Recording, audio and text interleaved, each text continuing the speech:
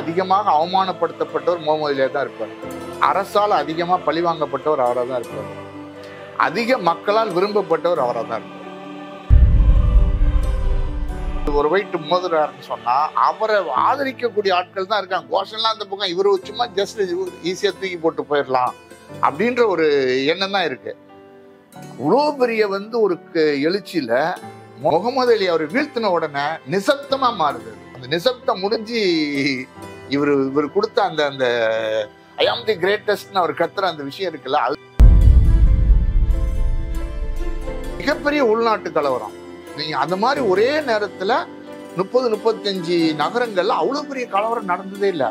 Navy, அமெரிக்காவினுடைய whites navy கப்பற்படையை சேர்ந்தவர்கள் நீங்க நகரங்களுக்குள்ள அடித்து 200க்கு மேற்பட்ட கருப்பர்களை அடித்தார்கள்.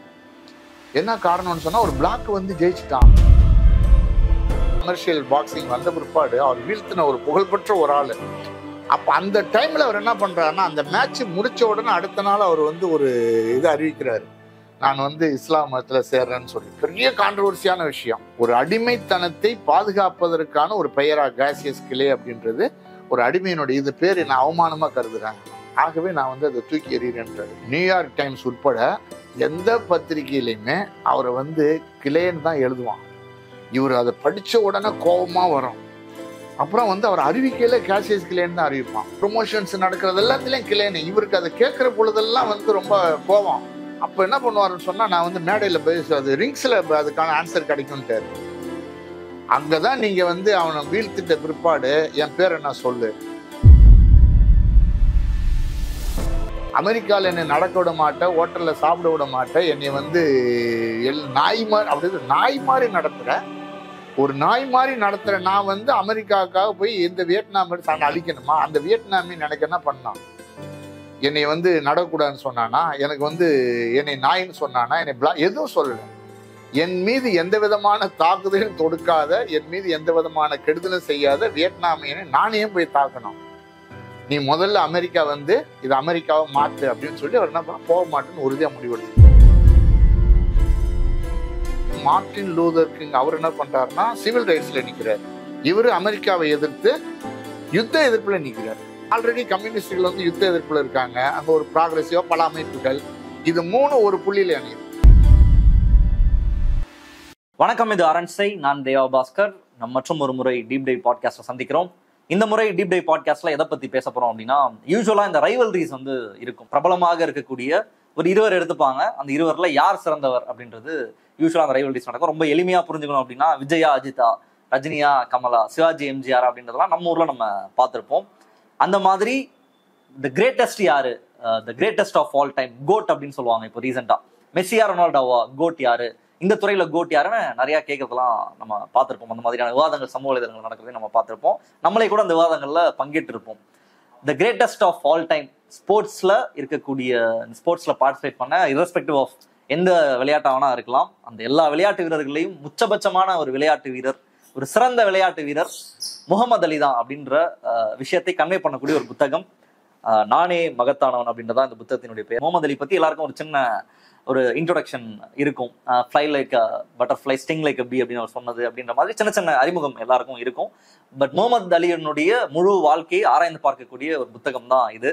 அப்படி என்ன முகமது அலி சிறந்தவர், ஏன் அவர் கோட், மகத்தானவர்கள் மகத்தானவரா முகமது அலி, அப்படி என்ன சிறப்பா அவர் செஞ்சுட்டாரு அப்படின்ற விஷயத்த தான் இந்த வீடியோல நம்ம பார்க்க இருக்கோம். யார் கூட பேச இருக்கோம் அப்படின்னா, இந்த புத்தகத்தினுடைய ஆசிரியர் பாக்கியம், மார்க்சிஸ்ட் கம்யூனிஸ்ட் கட்சியினுடைய முன்னாள் மாவட்ட செயலாளர், தற்போதைய மாவட்ட செயற்குழு உறுப்பினர். அவர் கூட தான் இந்த உரையாடல் இருக்க போகுது. வணக்கம். வணக்கம். So the greatest of all time Muhammad Ali அப்படின்றத டிரைவ் பண்றதா இந்த புத்தகம். அவர்களுடைய விளையாட்டு துறையில அவர் செய்த சாதனைகள், குறிப்பாக மனிதர்களுக்கு, சக மனிதர்களுக்கு அவர் செய்த உதவி அப்படின்றது என்னவாக இருந்திருக்கு அப்படின்றதெல்லாம் இந்த புத்தகத்துல குறிப்பிட்டிருந்தீங்க. முகமது அலியினுடைய வாழ்க்கைக்குள்ள போறதுக்கு முன்னாடி, ஏன் முகமது அலி உங்களுக்கு ஸ்போர்ட்ஸ் பிடிக்குமா, பாக்ஸிங்லாம் பிடிக்குமா, எதனால முகமது அலி பத்தி ஒரு புத்தகம் எழுதணும்னு உங்களுக்கு தோணுச்சு, எதனால, என்ன காரணம்? அதாவது எனக்கு ஸ்போர்ட்ஸ் பிடிக்கும். ஃபர்ஸ்ட் விளையாட்டு ஆர்வமான விளையாட்டு தான். எல்லா விளையாட்டுலாம் ஆர்வம் என்பதை விட எனக்கு கால்பந்தாட்டம், அதே மாதிரி கைப்பந்து, இந்த வாலிபால், இந்த ரெண்டின் மீது நான் விளையாடி இருக்கேன், போயிருக்கேன். அப்போ அது ஒரு பார்ட்டு. அது பொதுவாக என்னன்னு சொன்னால், இந்த முகமது அலி சம்பந்தம் எழுதுகிற பொழுது நான் படிக்கிற பொழுதே என்னுடைய நண்பர்கள் சில பேர் பாக்ஸிங்கில் இருந்தாங்க. அவங்க வந்து பாக்ஸிங் போகும்பொழுது என்னை கூட்டு போவாங்க, வந்து பாரு நான் பாக்ஸிங் பண்றேன் கூட்டு, அப்படி 1-2 போயிருக்கேன். நம்ம ஊர்ல பொறுத்த வரைக்கும் சென்னை நீங்க 80s நான் சொல்றது 80s. ஆமா சென்னையில வட சென்னை முழுவதும் நீங்க வந்து ஃபுட்பாலா இருந்தாலும் சரி, பாக்ஸிங்கா இருந்தாலும் சரி, கபடியா இருந்தாலும் சரி, வட சென்னை தான். வட சென்னையில நீங்க வந்து கண்ணப்படுத்தல் ஆரம்பிச்சு, இன்னும் பேசன் பிரிட்ஜ்ல சில இடங்கள் ஆரம்பிச்சு, பாக்ஸிங் என்பது ஒரு முக்கியமான பாக்ஸர் தான் வந்து நீங்க அன்னைக்கு பெரிய மரியாதைக்குரிய ஆடு. அப்படியா? ஆமா, பல பேர் தங்களுடைய பிரபலங்கள்லாம் பாக்ஸிங்ல இருந்து வருவாங்க. அது ஒரு பெரிய ஈவெண்ட். வட சென்னையில நிறைய அளவுக்கு பாக்ஸர் இருந்திருக்காங்க. இந்த புத்தகத்துக்கு முன்னுரை எழுதியிருக்கக்கூடிய புலவர் வீரமணி அவர் வந்து அவரு நாக் அவுட்னு ஒரு புத்தகம் எழுதியிருக்காரு. அது வந்து வட சென்னை முழுவதுடைய பாக்ஸருடைய இதை தொகுத்து அவர் பண்ணியிருப்பார். ரொம்ப அற்புதமா இருக்கும் அந்த புத்தகங்கள். எப்படி உள்ளூர் அளவுல, அதாவது இந்த விளிம்பு நிலை மக்கள் சொல்ல கடைசி அளவில் இருக்கக்கூடிய எல்லாரையும் கொண்டு வந்து தொகுத்து சொல்லியிருப்பாரு. அது ஒரு முக்கியமான விஷயம். அதனால பாக்ஸிங் வந்து அப்போ கொஞ்சம் பார்த்துருக்கான் ஒன்று. இது வந்து முகமது அலியை பற்றி நாங்கள் பாக்ஸராக அவரை பற்றி படிச்சிருக்கோம், கேள்விப்பட்டிருக்கோம், அதெல்லாம் கரெக்டு. அதுக்கு மேலே அவருடைய அந்த பிரம்மாண்டமான ஒரு எழுச்சி வர்ற காலகட்டத்தில் அவர் வந்து அமெரிக்க அரசாங்கத்தினுடைய சில முடிவுகளை எதிர்த்து, நிறவெறி எதிர்த்து அவர் பாதிக்கப்பட்டது மட்டுமல்ல, அதோடு வந்த விஷயங்களையும் கவனத்தில் எடுத்து அவர் என்ன பண்றாருன்னா, அதற்கு எதிரான ஒரு வலுவான குரல் கொடுக்கிறாரு. முகமது அலி மாதிரிலாம் நீங்க பாக்ஸிங் பாக்குறீங்க, அதுக்கப்புறம் நீங்க கட்சிக்கெல்லாம் வந்துட்டீங்க, பாக்ஸிங் பத்திலாம் பெருசா எதுவும் இல்லை, பொலிட்டிக்கலா நீங்க முகமது அலியை பார்த்த அப்புறம் தான் அவர் என்னென்ன பண்ணிருக்காருன்றதை நோக்கி நீங்க போறீங்களா? கொஞ்சம் கராத்தே அதெல்லாம் கொஞ்சம் நாங்க எங்க ஊர்ல வியாசர்பாடியில் இருக்கிற பொழுது கராத்தே, நீங்க வியாசர்பாடி? நான் வியாசர்பாடி. ஆக்சுவலா கராத்தே எல்லாம் எங்களுக்கு வந்து சொல்லி கொடுத்தாங்க, பயிற்சி போயிருக்கோம். அது ஒரு ஆரம்ப கட்ட நிலைகள்ல இருந்திருக்கணும், இல்லை கண்டினியூவா போக முடியல. அதுக்கப்புறம் அப்படி கொஞ்சம் ஸ்போர்ட்ஸ்ல இந்த மாதிரி விஷயங்கள்லாம் ஆர்வம் இருந்தது, கொஞ்சம் விளையாண்டுருக்கோம். பெரிய பிளேயரா மாறலே தவிர அதுல ஒரு முக்கிய பாக்ஸிங்லாம் பண்ணதில்லை.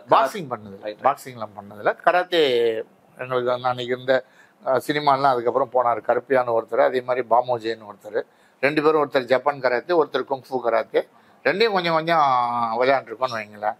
அப்போ அந்த ஸ்போர்ட்ஸ் ஆர்வத்தில் நீங்கள் வந்து என்டர் த டிராகன் படம் வரும்பொழுது, நான் இவருடைய இந்த கிரேட்டஸ்ட் அவர் சொல்கிறாரு, அந்த படம் நான் பார்க்கல. பட் அப்புறம் என்டர் த டிராகன்லாம் வரும்பொழுது அந்த படத்தெல்லாம் போய் விழுந்து அடித்து போய் பார்க்குற ஏற்பாடு, அது ஒரு பெரிய திருவிழா கூட்டமாக இருக்கும்.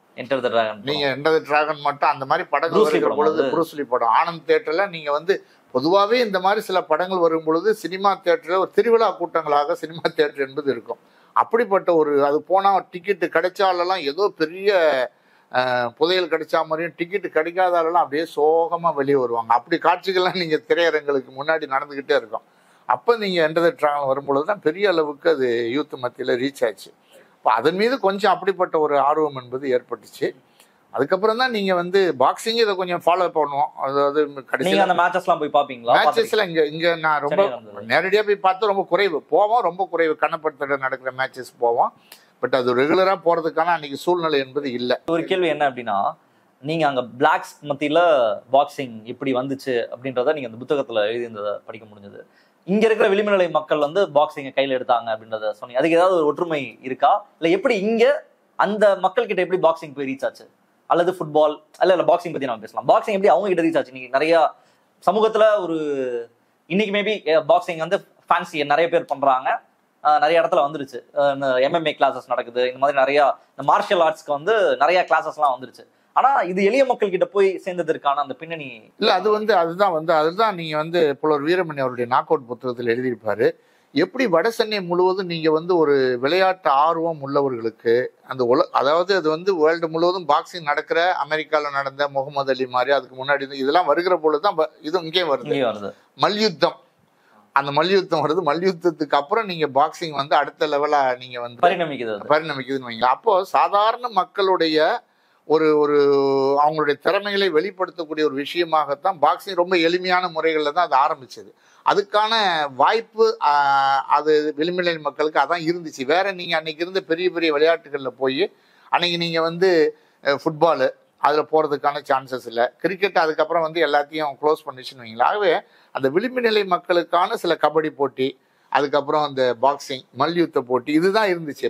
என்கிட்ட கை கால் உடம்பு தான் இருக்கு, இதை வச்சு நான் என்ன பண்ண முடியுமோ நான் பண்றேன், அவ்வளவுதான். நீங்க அந்த பாயிண்ட்ல இருந்தா அது டெவலப் ஆச்சு. அதுக்கப்புறம் நீங்க அது என்னாச்சுன்னு சொன்னா, போய் காசு கொடுத்து ஒண்ணு வாங்கி ஒரு பேட் வாங்குறதுக்கோ இல்ல பால் வாங்குறதுக்கோ இல்ல அதுக்கான உபகரணம் செலவு பண்ணதெல்லாம் என்கிட்ட காசு. ரொம்ப திறமையான ஆட்கள்லாம் அதுக்கப்புறம் டெவலப் ஆயிருக்காங்க. அவர் அந்த புத்தகத்துல வந்து நான் அதை இந்த புத்தகத்தை சொல்லுகிற பொழுது நான் ஏன் அதை சொல்றேன், வட சென்னை சம்பந்தமாக நீங்க ஏராளமான ஒரு திறமையான பாக்ஸர்ஸ்களை அவர் வந்து அறிமுகப்படுத்தியிருக்காரு. அதனுடைய முக்கியமான சிறப்பம்சங்களும் அதுல இருக்கு. அது வந்து நீங்க வந்து மற்ற சில சினிமா மற்ற விஷயத்தை விட இந்த புத்தகம் என்பது ரொம்ப யதார்த்தமாக உண்மையை பேசக்கூடிய, சினிமாத்தான எதுவும் இல்லாம உண்மையை பேசக்கூடிய ஒரு புத்தகமாக வடசென்னை ஸ்பெசிஃபைடு அது வந்து குறிப்பிட்டு சொல்லணும். உங்களுக்கு சின்ன வயசுல ஓரளவுக்கு இந்த மல்யுத்தம் இது சம்பந்தமான அறிமுகம் இருக்கு. அதுக்கப்புறம் நீங்க கட்சிக்கெல்லாம் வந்துட்டீங்க. திரும்ப இதை ரீவிசிட் பண்ணி முகமது அலியை போய் எழுதணும் அப்படின்றது அது உங்களுடைய புத்தகத்துல விளையாட்டு பத்தி பெருசா எதுவும் இல்ல. கருப்பின போராளி முகமது அலி சின்ன ஒரு புத்தகம் போட்டிருக்கீங்கன்னு நினைக்கிறேன். அப்ப அது முன்னாடியே உங்களுக்கு டச் இருந்திருக்கு முகமது அலி பத்தி. இல்ல, அது வந்து என்னன்னா, உங்களுக்கு வந்து நாங்க இந்திய ஜன வாலிபர் சங்கத்தினுடைய மாநில தலைவரா இருக்கிற பொழுது ஒரு ஸ்போர்ட்ஸ் ஆக்டிவிட்டிஸ் பண்ணோம். ஒரு ஸ்போர்ட்ஸ் கிளப் ஆரம்பிச்சு, அது தமிழ்ல மதுரையில் ஆரம்பிச்சாங்க, சென்னையில் ஆரம்பிச்சோம். இதுல வந்து என்ன பல ஸ்போர்ட்ஸ் நடத்தணும். அப்போ கொஞ்சம் அதுக்குள்ள வந்து ஒரு ஆக்டிவிட்டிஸ் என்பது அதுக்குள்ள நேரடியாக ஸ்போர்ட்ஸில் வந்து நம்ம வந்து ஆர்கனைஸ் பண்ணுற வேலை என்னுடைய வேலை ஒன்று. அந்த வேலையில் பண்ணிகிட்டு இருந்தோம். அப்படி பண்ணுகிற பொழுது இன்னும் கொஞ்சம் கூடுதலாக இன்ட்ரெஸ்ட் வந்துச்சு. அப்போ நான் வந்து இன்னொரு புத்தகம் எழுதுறேங்க, ஒரு டிஒய்எஃப் என்னுடைய ஞாபகங்கள் தீமூட்டணும். அதில் வந்து ஸ்போர்ட்ஸ் எப்படி நடந்துச்சுன்னு சொல்லி அந்த விஷயங்கள்லாம் அதில் எப்படி இந்த மாதிரி ஒரு களத்தில் ஏற்கனவே ஸ்போர்ட்ஸில் ரிலேட்டடாக இருந்ததுனால அது மீது ஒரு ஆர்வம் என்பது ஏற்பட்டுச்சு. அது இயக்கத்தினுடைய ஒரு பார்ட்டாக அதை மாற்றினோம். இயக்கம் அது வலுவான முறையில் இந்திய ஜன வாலிபர் சங்கத்தில் அது வந்து ஒர்க் அவுட் ஆச்சுன்னு வைங்களேன். முகமது அலி பற்றி, மைக் டைசனை பற்றி படிப்போம். லேட்டஸ்ட்டாக ஒரு மைக் டைசன் இவங்கெல்லாம் வருகிற பொழுது பத்திரிகையில் காதை கடிச்சிட்டாரு அதை இப்படிலாம் வரும். இதெல்லாம் நீங்கள் போகும்பொழுது அப்புறம் நீங்கள் நம்ம சின்ன வயசில் கேள்விப்பட்ட முகமது அலி கிளே தானே அவர் கேசியஸ் கிளே, அது கிளேன் மட்டும் தான் சுருக்கமாக சொல்லுவாங்க. அப்படியா? கிளேன் தான் சொல்லுவாங்க. ஆமா, கிளேன் தான் ஷார்ட் ஃபார்ம்ல கிளேன் தான் சொல்லுவாங்க. எனக்கு அறிமுகத்துல இருந்து முகமது அலின்றதான் தெரியும். முகமது அலி தெரியும், பட் கிளேன் தான், கேசியஸ் கிளேன் தான் சொல்லுவாங்க. அவர் அதை விட இன்னும் கிளே தான் அப்படின்னு சொல்லி சுருக்கமா சொல்லுவாங்க. அப்படி கேள்விப்பட்டிருக்கோம். பட் அவருடைய மரணம் 2016 நடந்தது. அப்போ அவர் வந்து என்னன்னு சொன்னா, அதுல வந்து ஒரு ஜேக்கோபின் ஒரு பத்திரிகையில ஹிடன் ஹிஸ்டரி ஆஃப் முகமது அலி அப்படின்னு சொல்லி ஒரு சின்ன கட்டுரை 3 பக்கம் கட்டுரைப்படு, அதுக்குள்ள வந்து இதனுடைய சாராம்சத்தை கொண்டு வந்திருந்தாங்க. அது ஒரு லேசா கேள்விப்பட்டிருக்கமே தவிர இந்த மாதிரியான ஒரு விஷயம் என்பது இருக்கணும்னா அதுல ரொம்ப ஷார்ப்பா தான் எழுதியிருந்தாங்க. அப்பதான் அந்த பிரசுரத்தை நான் வந்து அதை விட்டு எழுத ஆரம்பிச்சேன். கேஷியஸ் கிளே தான் அவருடைய ஒரிஜினல் பேரு. முகமது அலியா அவர் வந்து ஏன் மாறுறாரு, என்ன பண்ணி அதுல இருந்து ஆரம்பிக்கலாம். எப்படி அவர் பிறந்த சமயத்துல அமெரிக்கா எப்படி இருந்தது, எப்படி ஒரு பாக்ஸரா முதல்ல உருவானாரு? அவர் பிறந்த டைம்ல அமெரிக்கால வந்து கருப்பின மக்கள் மீது ஒரு கடுமையான பாக்ஸிங் அப்போ வளர்ந்துருச்சு. பாக்ஸிங் வந்துச்சு. கருப்பின மக்கள் மீது ஒரு கடுமையான தாக்குதல் என்பது இருந்தது. நிறவெறி என்பது உச்சகட்டத்தில் இருந்தது. இப்போ நீங்க குறைஞ்சிருச்சுன்னு வித்தியாசமா இருக்கிறத தவிர ரேஷியோல வந்து கொஞ்சம் குறைஞ்சிருக்கு அப்படின்னு சொல்லாமே தவிர இன்னும் அந்த நிறவெறி என்பது அமெரிக்கால இருக்கு, வலுவா இருக்கு. நான் அதெல்லாம் சில விவரங்கள் இதில் சொல்லியிருக்கேன். அது அவரு பிறந்த காலத்துல அவர் என்னன்னு சொன்னா, இவங்க அப்பா அம்மா 2 பேரும் அடிமையா இல்ல. யாரு? Gaseous clay. அவங்களுடைய அப்பா இவரு கேசியஸ் கிளே ஜூனியர், அவங்க அப்பா பேரும் அதே தான். அவங்க அடிமை உடைமையாளர். இவங்க அப்பாவுடைய தாத்தாவுடைய அடிமை உடைமையாளர் பேரு கேசியஸ் கிளே. அவர் வந்து சீர்திருத்தத்தை கொண்டு வர்றதுக்கு ஜார்ஜ் இவரு ஆபிரகாம் லிங்கன் அந்த மாதிரி விஷயத்தோட ஒத்துழைச்சாரு. ஆனா அவரு பெரிய அடிமை உடைமையாளர். அவர் வந்து அடிமைகள்லாம் ரொம்ப எக்கச்சக்கமா அமெரிக்காவை பொறுத்த வரைக்கும் அடிமைகள் வச்சிருந்தாரு. வெள்ளையர்களுடைய உரிமை. ஆமா, வெள்ளையருடைய உரிமைன்னு சொன்னா நீங்க அது வந்து எப்படின்னா, தென் மாநிலம்னு இருக்கு அமெரிக்கால, சவுத்துன்னு நார்த்து. சவுத்து ஃபுல்லா என்னன்னு சொன்னா நீங்க பண்ணைகள். அங்க வந்து விவசாயம், கரும்பு, அது கிழங்கு, இந்த மாதிரி பருத்தி, இதுதான். அப்போ பண்ணைகள்ல தான் வச்சிருந்தாங்க. இந்த பண்ணை முதலாளிகள் என்ன பண்றான்னு சொன்னா, அடிமைகளை வைத்திருப்பது என்னுடைய உரிமை, அடிமைகளை வைத்திருப்பது தேவனுக்கு கடவுளுக்கு வந்து சேவை செய்யற மாதிரி தெய்வீக தன்மை உடையது. ஆகவே அது வந்து நீங்க வந்து இந்த அடிமை விஷயத்தை வந்து நீங்க உரிமையாக எடுத்துக்கொள்கிறார்கள். அது வந்து தெய்வீகத்தன்மை வாய்ந்ததுன்னு சொல்லக்கூடிய விஷயம். 2வது அம்சம் என்னன்னா, பொருளாதாரத்துல நீங்க எக்கச்சக்கமா நீங்க வந்து லாபம் கிடைக்குது அடிமையில வச்சு வேலை செய்யும் பொழுது. அதை அவங்க முழுசா அந்த சிஸ்டத்தை பாதுகாக்கிறதுக்கான ஸ்ட்ரகிள் பண்ணாங்க. நார்த்தில் என்ன பண்ணா, இண்டஸ்ட்ரியல் வர்றாங்க, இண்டஸ்ட்ரியல் கேபிட்டலிசம் வருது. இது 2க்கும் மோதல் நடக்கும் பொழுது எப்போ அந்த மோதல் வருதுன்னா, சவுத்தில் இருக்கக்கூடிய அந்த பண்ணை அடிமையை வைத்திருக்கக்கூடிய முதலாளிகள், பண்ணையார்கள், அவங்க என்ன பண்ணா நார்த்தில் வந்து இடம் வாங்குறாங்க. நார்த் அமெரிக்காவில் வந்து இடம் வாங்கி பண்ணை சிஸ்டத்தை டெவலப் பண்ணுகிற பொழுது கான்ட்ரவர்சி வருது. பிரிட்டனில் இருக்கக்கூடிய முதலாளிகள் அவங்களாம் இண்டஸ்ட்ரியலிஸ்ட். அவங்க என்ன பண்ணுறாங்கன்னு சொன்னால், ஒரு பகுதி சவுத்தில் இருக்கக்கூடிய பண்ணை அடிமைகளை சப்போர்ட் பண்ணுறாங்க, பண்ணை முதலாளிகள். என்ன காரணம்னா, அவங்களுக்கான உருளைக்கிழங்கு, அவங்களுக்கான பருத்தி, அவங்களுக்கான தேவையெல்லாம் அங்கேருந்து வருது, அவங்க சப்போர்ட் பண்ணுறாங்க. அப்போ இந்த இடத்துல தான் கார்ல் மார்க்ஸ் கரெக்டாக அந்த விஷயத்தை அவர் என்ன பண்ணுவார்னா ஸ்டடி பண்ணிட்டு, ஒருவேளை இந்த பண்ணை அடிமைத்தனம் வடக்குக்கு போயிருந்தா வட அமெரிக்கா முழுவதும் பரவி இருந்தால் ஒரு புது விதமான முதலாளித்துவம் என்பது அமெரிக்காவில் உருவாயிருக்கும் அப்படின்னு பவர்ஃபுல்லா அடிக்கிறார். அவர் ஆப்ரகாம் லிங்கன் கொண்டு வந்த சட்டத்தை கார்ல் மார்க்ஸ் வந்து அவர் அது ரொம்ப இது வரவேற்கிறாரு. அதுக்கப்புறம் அது ஜான்சன் கொண்டு வருகிற பொழுது அதை வந்து விமர்சனம் பண்றாரு. எப்படி அந்த பண்ணை அடிமைத்தனத்துல தான் நீங்க என்ன பண்றான்னு சொன்னா, இவருக்கு முன்னாடி இந்த ஜாக் ஜான்சன் அவங்க அப்பா அம்மாவே அடிமை. அவங்க இவருடைய அப்பா அம்மா அடிமை கிடையாது, ஆனா அவங்க அப்பா அம்மாவே அடிமை. ஜாக் ஜான்சன் வந்து முகமது அலிக்கு முன்னாடி இருந்த 1909 ஆப்ரோ அமெரிக்கன் பாக்ஸர். அவர் வந்து என்ன பண்றாருன்னு சொன்னா, கருப்பின மக்களுக்குன்னு தனியா பாக்ஸிங் ஆரம்பி. ஏன்னா வெள்ளையரோட மோதக்கூடாது, கான்செப்ட் தானே முக்கியம். அவங்க என்ன சொல்றாங்கன்னா, கருப்பர்கள் பலவீனமானவர்கள், மூளை இல்லாதவர்கள், அழுக்கானவர்கள், இதெல்லாம் இவங்களுடைய கான்செப்ட். ஆகவே அவங்களோட வெள்ளையர்கள் சண்டை போடக்கூடாது. ஆரம்பத்துல நீங்க வந்து கருப்பர்களை மோத விட்டு தான் பாக்ஸிங் பண்ண சொல்லி தான் பண்ணை முதலாளி வேடிக்கை பார்ப்பாங்க. நீங்க வந்து இதுல மாதிரி கிளாடியேட்டர் மாதிரி ஜாங்கோ அன்சைன் ஒரு படம், அதுல அப்படிதான் இவரு வெள்ளை முதலாளி வந்து 2 கருப்பர்களை, ஆமா, வெள்ளையர்களும் கருப்பரும் மோத மாட்டாங்க. அப்ப அந்த கருப்பர்கள் வந்து பாக்ஸிங்ல டெவலப் ஆகிற பொழுது ஒரு அடுத்த கேள்வி வருது, ஏன் நாங்க பாக்ஸிங் எல்லாத்தையும் வரக்கூடாது? அப்ப என்ன பண்ணான்னு சொன்னா, வெள்ளையரோட மோதக்கூடாதுனாலதான் தனியாக ஒரு உங்களுக்குன்னு தனி அவார்டை ரெடி பண்ணி வச்சுட்டாங்க. அதுலதான் ஃபர்ஸ்ட் ஜாக் ஜான்சன் ஜெயிக்கிறார். வெற்றி பெற்ற பிற்பாடு அவர் வெள்ளையரோட மோத தயாராகிறார். அப்போ ஆட்டோமேட்டிக்கா என்ன வருதுன்னு சொன்னா, இந்த பாக்ஸிங் பிசினஸ் பண்ணக்கூடிய முதலாளிகளுக்கு இவங்க 2 பேரும் மோத விட்டா கோடிக்கணக்கான டாலர் பணம் கிடைக்கும். அங்க ஒரு அங்க நீங்க மார்க்ஸ் சொல்ற மாதிரி ஒரு எக்கனாமிக்ஸ் ஆக்டிவிட்டிஸ் அங்க வந்துருது. முதலாளித்துவத்தினுடைய நீ யாரு என்ன வேணா தனித்தனி பிசினஸ். ஆமா, முதலாளித்துவம் நீங்க வந்து தேவையான பொழுது பிரிப்பார்கள், லாபம் கிடைக்கிற பொழுது சேர்ப்பார்கள், லாபம் கிடைக்கணும்னா பிரிப்பு, இதெல்லாம் அவங்களுடைய இதுல. அப்போ அவங்க என்ன பண்ண சில முயற்சி, இவர் வந்து விடமாட்டார். யாரு? ஜாக் ஜான்சன் என்ன பண்ணிட்டாருன்னா, அந்த பட்டம் பெற்ற பிற்பாடு இனிமே கருப்பரோட சண்டை போட மாட்டேன்ட்டார். ஏன்னா மீண்டும் அதை ஒரு நிறவரிக்குள்ளேயே நிறுத்துவதை நான் விரும்பலன்ட்டாரு. வேற வேற ரீசன் சொல்றாங்க. அதுக்கப்புறம் அவர் என்ன பண்றாருன்னா, அவர் வந்து தொடர்ந்து வந்து சேலஞ்ச் பண்றாரு. என்கிட்ட வரையா விளம்பரம் கொடுக்குறாரு, யாரா இருந்தாலும் வந்து மோதிப்பாருன்றாரு. ஒரு வருஷம் 1.5 வருஷம் வந்து இவர் அவமானப்படுத்தின மாதிரி இவர் என்ன பண்றாருன்னா, கேலி கிண்டல் சேலஞ்சிங் எல்லாம் பண்ணிட்டு இருக்காரு. வேற வழி இல்லாம என்ன பண்ணான்னு சொன்னா ஒரு இதை ரெடி பண்றாங்க, பணம் கொட்டுது, அதுல அவர் ஜெயிச்சிரு. ஜாக் ஜான்சன் ஜெயிச்ச பிற்பாடு அநேகமா நீங்க பாத்தீங்கன்னா அமெரிக்கால அந்த அரசு நிர்வாகத்திற்கு, அதனுடைய சிஸ்டத்துக்கு, நிறைவேறி சிஸ்டத்துக்கு சேலஞ்ச் பண்ண 2 பேர்ல ஒருத்தர் வந்து ஜாக் ஜான்சன், 2வது வந்து முகமது அலி. அவர் பண்ண மெத்தடு வேற, இவர் பண்ண காலங்கள் வேற. நீங்க அந்த அளவுக்கு அந்த ஜிம் க்ரோ சட்டம்னு ஒன்று இருக்குல்ல, அந்த அளவுக்கு மோசமான ஒரு சட்டம் அது. நீங்க வெள்ளையர் பெண்களோட பேசக்கூடாது, வெள்ளை பெண்களை கல்யாணம் பண்ணக்கூடாது, இப்படி ஏராளமான அந்த சட்டங்கள் புக்ல டீட்டெயிலாக சொல்லியிருக்கேன். சட்டங்கள் படிச்சீங்கன்னு சொன்னா ரொம்ப ஒஸ்டா இருக்கும். நீங்க ஏறக்குறைய நம்ம இந்தியாவில் இருக்கக்கூடிய மனு மாதிரியான சில விஷயம் இதுக்கு ஒத்து இருக்கும். அதனாலதான் மனுவின் மறுவடிவுன்னு சொல்லி அது தலைப்பு கொடுக்கப்பட்டிருக்கு. அப்போ அவர் வந்து அதை ஏற்று ஃபைட் பண்ணி அவர் ஒரு வெள்ளைக்கார பெண்ணை கல்யாணம் பண்ணி ஒரு ஹோட்டல் வைக்கிறாரு.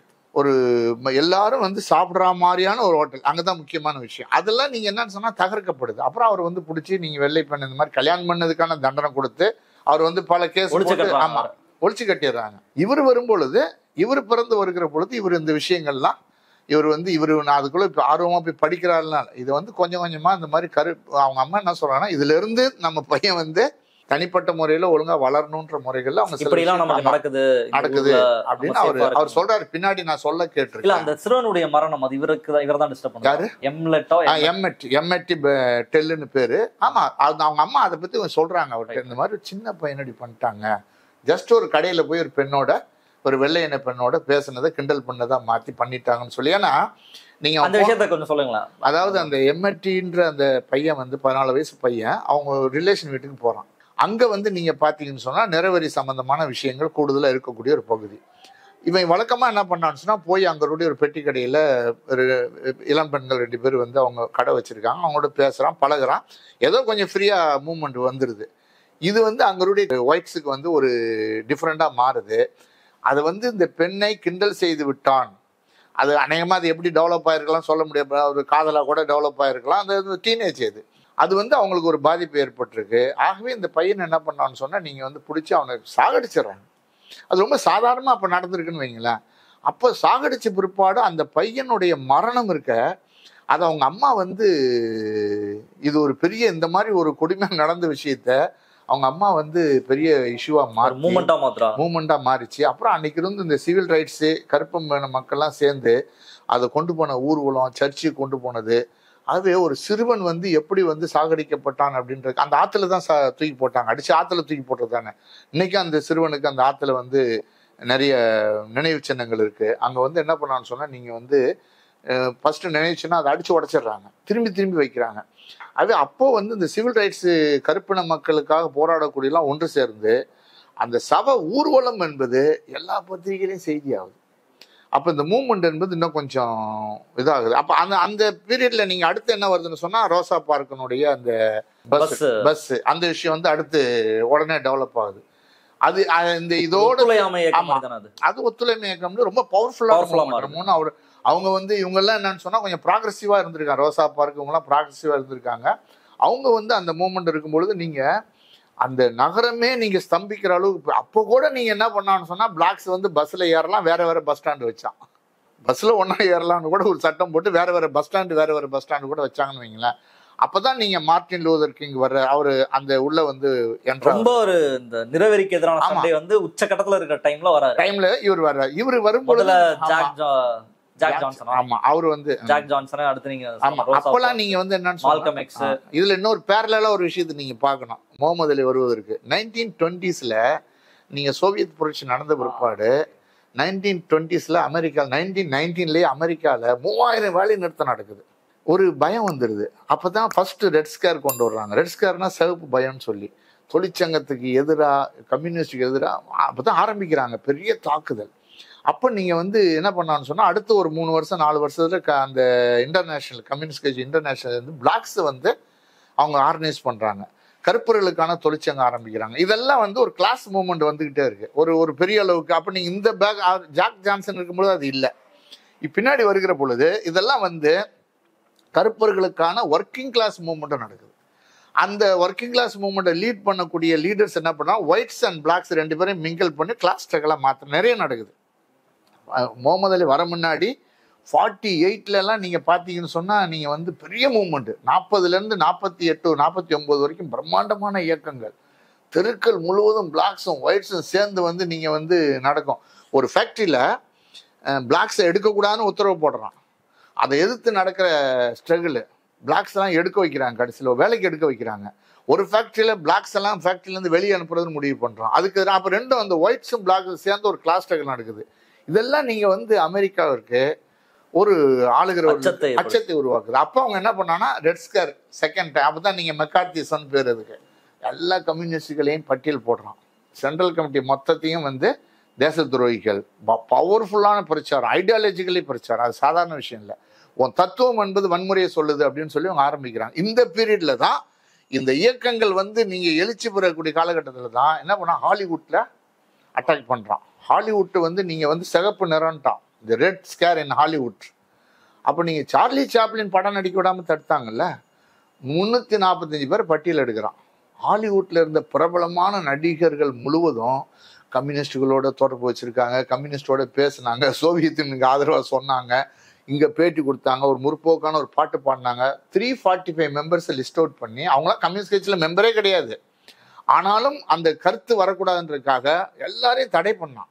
நீங்க அமெரிக்கன் கவர்மெண்ட் வந்து இன்னைக்கு நீங்க 1000 பேசினாலும் சுதந்திரம் பேசிட்டு இருக்கலாமே தவிர, ஜனநாயகத்தை பத்தி பேசினாலும் 345 பேரை சார்லி சாப்ளின் உட்பட பிரபலமான நடிகர்களை நீ என்ன பண்ணா தடை பண்ணக்கூடிய ஒரு வேலை நடந்தது. அப்ப இந்த பேக்ரவுண்ட்ல தான் இவரு முன்னாடி வர்றாரு. கேஷியஸ் கிளே அப்படின்ற ஒரு நபர் எப்படி ஒரு முதல்ல ஒரு அவருக்கு இந்த மாதிரியான அவரோட காலகட்டம் அப்படின்றது பொலிட்டிக்கலா ரைட்ஸ், சிவில் ரைட்ஸ் மூவ்மெண்ட் உச்சத்துல இருந்த காலகட்டத்துல பறக்கிறாரு வராரு. அந்த சமயத்துலதான் பாக்ஸிங்ல வந்து எப்படி முதல்ல ஒரு ஸ்டாரா எப்படி உருவானாரு, என்ன அப்படி ஸ்பெஷலா பண்ணாரு பாக்ஸிங்ல அவருடைய ஆரம்ப காலகட்டத்துல? இந்த காலகட்டத்துல அவர் வந்து படிப்பு அப்படின்றத விட படிக்கிறாரு, பள்ளிக்கூடத்துக்கு போறாங்க, அதுக்கப்புறம் அவங்க அண்ணன் இந்த மாதிரி விஷயம் அவர் பாக்ஸிங்க்கு இம்பார்ட்டன்ஸ் கொடுக்குறாரு. அவர் பாக்ஸிங் போய் கத்துக்கிற முடிவு பண்ணோன்னா சரி இதுல போகணும். ஒரு கட்டத்துல என்ன வருதுன்னா, உள்ளூர்ல இருக்கக்கூடிய பிளாக்ஸ் எல்லாம் சேர்ந்து என்ன பண்ணலான்னு சொன்னா, நீ இதுல நல்லா உனக்கு திறமை இருக்கு, உனக்கு வந்து நாங்க சப்போர்ட் பண்றோம் அப்படின்னு ஆரம்பிச்சு அவர் வந்து சப்போர்ட் பண்ண ஆரம்பிக்கிறாங்க. அவர் ஒன்றும் அந்த ஜோ லூயிஸ்க்குலாம் வீட்டுக்கு தெரியாம தான் போனார். ஜோ லூயிஸ் வந்து வீட்டுல ஆனா இவர் வந்து வீட்டுக்கு தெரியும், அது போனாரு. அந்த அடிப்படையில இவர் அப்புறம் என்கரேஜ் பண்ணாங்க. ஒரு வந்து ஃபேமிலியிலும் ஒன்று இவர் வந்து தடுக்கல, என்கரேஜ் பண்ணாங்க.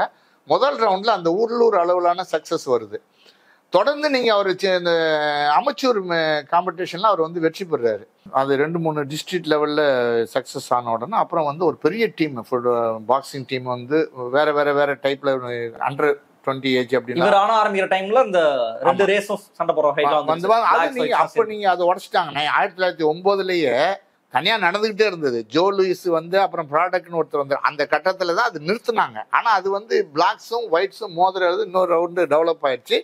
பிளாக்ஸுக்கு தனியாக அதை வச்சுக்கிட்டே இருந்தாங்க. அதுக்கப்புறம் அந்த பிளாக் மூவ்மெண்ட் டெவலப் ஆன பிற்பாடு கருப்பர் மூவ்மெண்ட் அது வந்து ஒரு கட்டத்தில் தடுக்கணும்னு முடிவு தடுத்துட்டாங்க. ஏன்னா அது சிவில் ரைட்ஸில் ஒன்றா வந்துடுச்சு. மீண்டும் 2004 அது ஆரம்பிச்சாங்க. 2004 கருப்பர்களுக்கு தனியாக நடத்துறதுன்னா எவ்வளோ பெரிய நோக்கம் இருக்கும் பாருங்க. அதை அப்புறம் ஸ்ட்ரகிள் பண்ணி அதை வந்து அப்படி நடத்தக்கூடாதுன்னு சொல்லிட்டாங்க.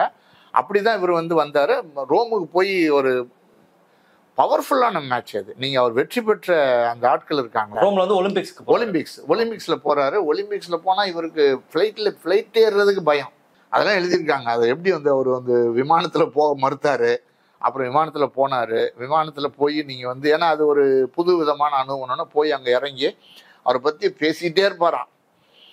முகமது அலி வந்து அந்த எல்லாரு கூடயும் போய் மிங்கிள் ஆகிற ஒரு டைப்பு, அரட்டை அடிக்கிறது, ஜாலியா பேசிட்டே இருக்கிற டைப்பு அப்படின்றதுதான் முக்கியமான விஷயம். அவர் வந்து 1, 2, 3 வெற்றி அவர் அந்த ரீச்சில் போய் ரொம்ப பவர்ஃபுல். தொடர்ந்து ஒலிம்பிக்ல 2 தடவை வெற்றி பெற்றால அவர் வந்து வீழ்த்துறாரு. அவர் 1960 ரோம்ல போய் அவர் வெற்றி பெற்று வருகிற பொழுது அமெரிக்கன் என்ற அப்படியே பூரிப்புல வர்றாரு. ஒரு அமெரிக்கன்ற பூரிப்புல வந்து நீங்க அந்த மெடலை கலட்டவே இல்லை. அவர் அதுலயே படுக்கிறாரு, அதே தொங்குது. ஃப்ளைட்ல அப்படியே வர்றாரு. வந்து இறங்கி வந்து வரவேற்பெல்லாம் முடிஞ்சது போறாரு. ஆனா அங்க போய் அவர் ஊர்ல ஹோட்டல்ல சாப்பிட முடியல, வெளியே நிறுத்திட்டான். மெடலோட வெளியே நிறுத்துறான். அப்பதான் அந்த மெடலை தூக்கி அந்த ஆத்துல வீசுறாரு. ஒலிம்பிக்ல மெடல் வாங்குறாரு அமெரிக்காவுக்காக. அந்த அமெரிக்காவுக்காக நான் மெடல் வாங்கியதில் பெருமை அடைகிறேன் அப்படின்னு அமெரிக்காவை புகழ்ந்தெல்லாம் சொல்றாரு.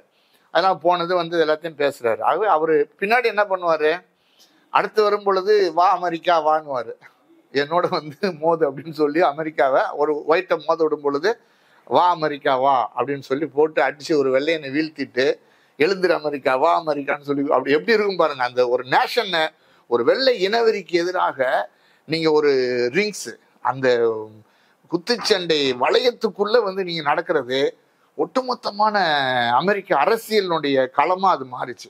அதனாலதான் நீங்க வந்து அந்த பாக்ஸிங் ரிங்ஸை வந்து நீங்க இன விடுதலைக்கான ஒரு இடமாக, ஒரு வேட்கையாக, ஒரு வடிவமாக மாத்தினாங்க. அதுல வந்து நீங்க வந்து முகமது அலியுடைய ரோல் இப்போ அந்த ஒலிம்பிக்ஸ்ல ஜெயிச்சுட்டு திரும்ப வரும்போதுதான் அவருக்கு அந்த அவமானம். ஆமா, அது வந்து கொஞ்சம் ஒரு இந்த மாதிரி ஒரு பெருமையா இருக்குல்ல. அந்த லூயிஸ் வில்லிஸ்ன்ற ஒரு கிராமத்துல ஒரு சாம்பியன் வர்றாருன்னா எல்லா இடத்துலயும் கொஞ்சம் மரியாதை இருக்கு. ஆனா சாதாரண ஹோட்டல்ல வந்து ஒரு ஒயிட்ஸ் வந்து இப்படி பண்ணிட்டான்றதுதான் நீங்க வந்து பெரிய அளவுக்கு அது வந்து அவருக்கு அவமானமா இருந்தது. ஆகவே அப்பதான் அவர் ரியலிஸ்டிக்கா சிந்திக்கிறார். ஆக நம்ம அம்மா சொன்னது என்ன அப்படின்னு சொல்லி ஆரம்பிச்சு அதுக்கப்புறம் தான் அவர் என்ன பண்றாருன்னா கடல்ல இதுல ஆத்துல போட்டுட்டு வந்துடுறாரு. கோவத்துல தூக்கி போட்டு வந்துடுறாரு. அது வந்து நடக்குது. சில பேர் என்ன பண்ணா அது போடல அப்படின்லாம் சில கருத்துக்கெல்லாம் வரும்னு வைங்களேன். பட் அது வந்து ஆத்தென்டிக்கா பல பேர் எழுதிட்டாங்க.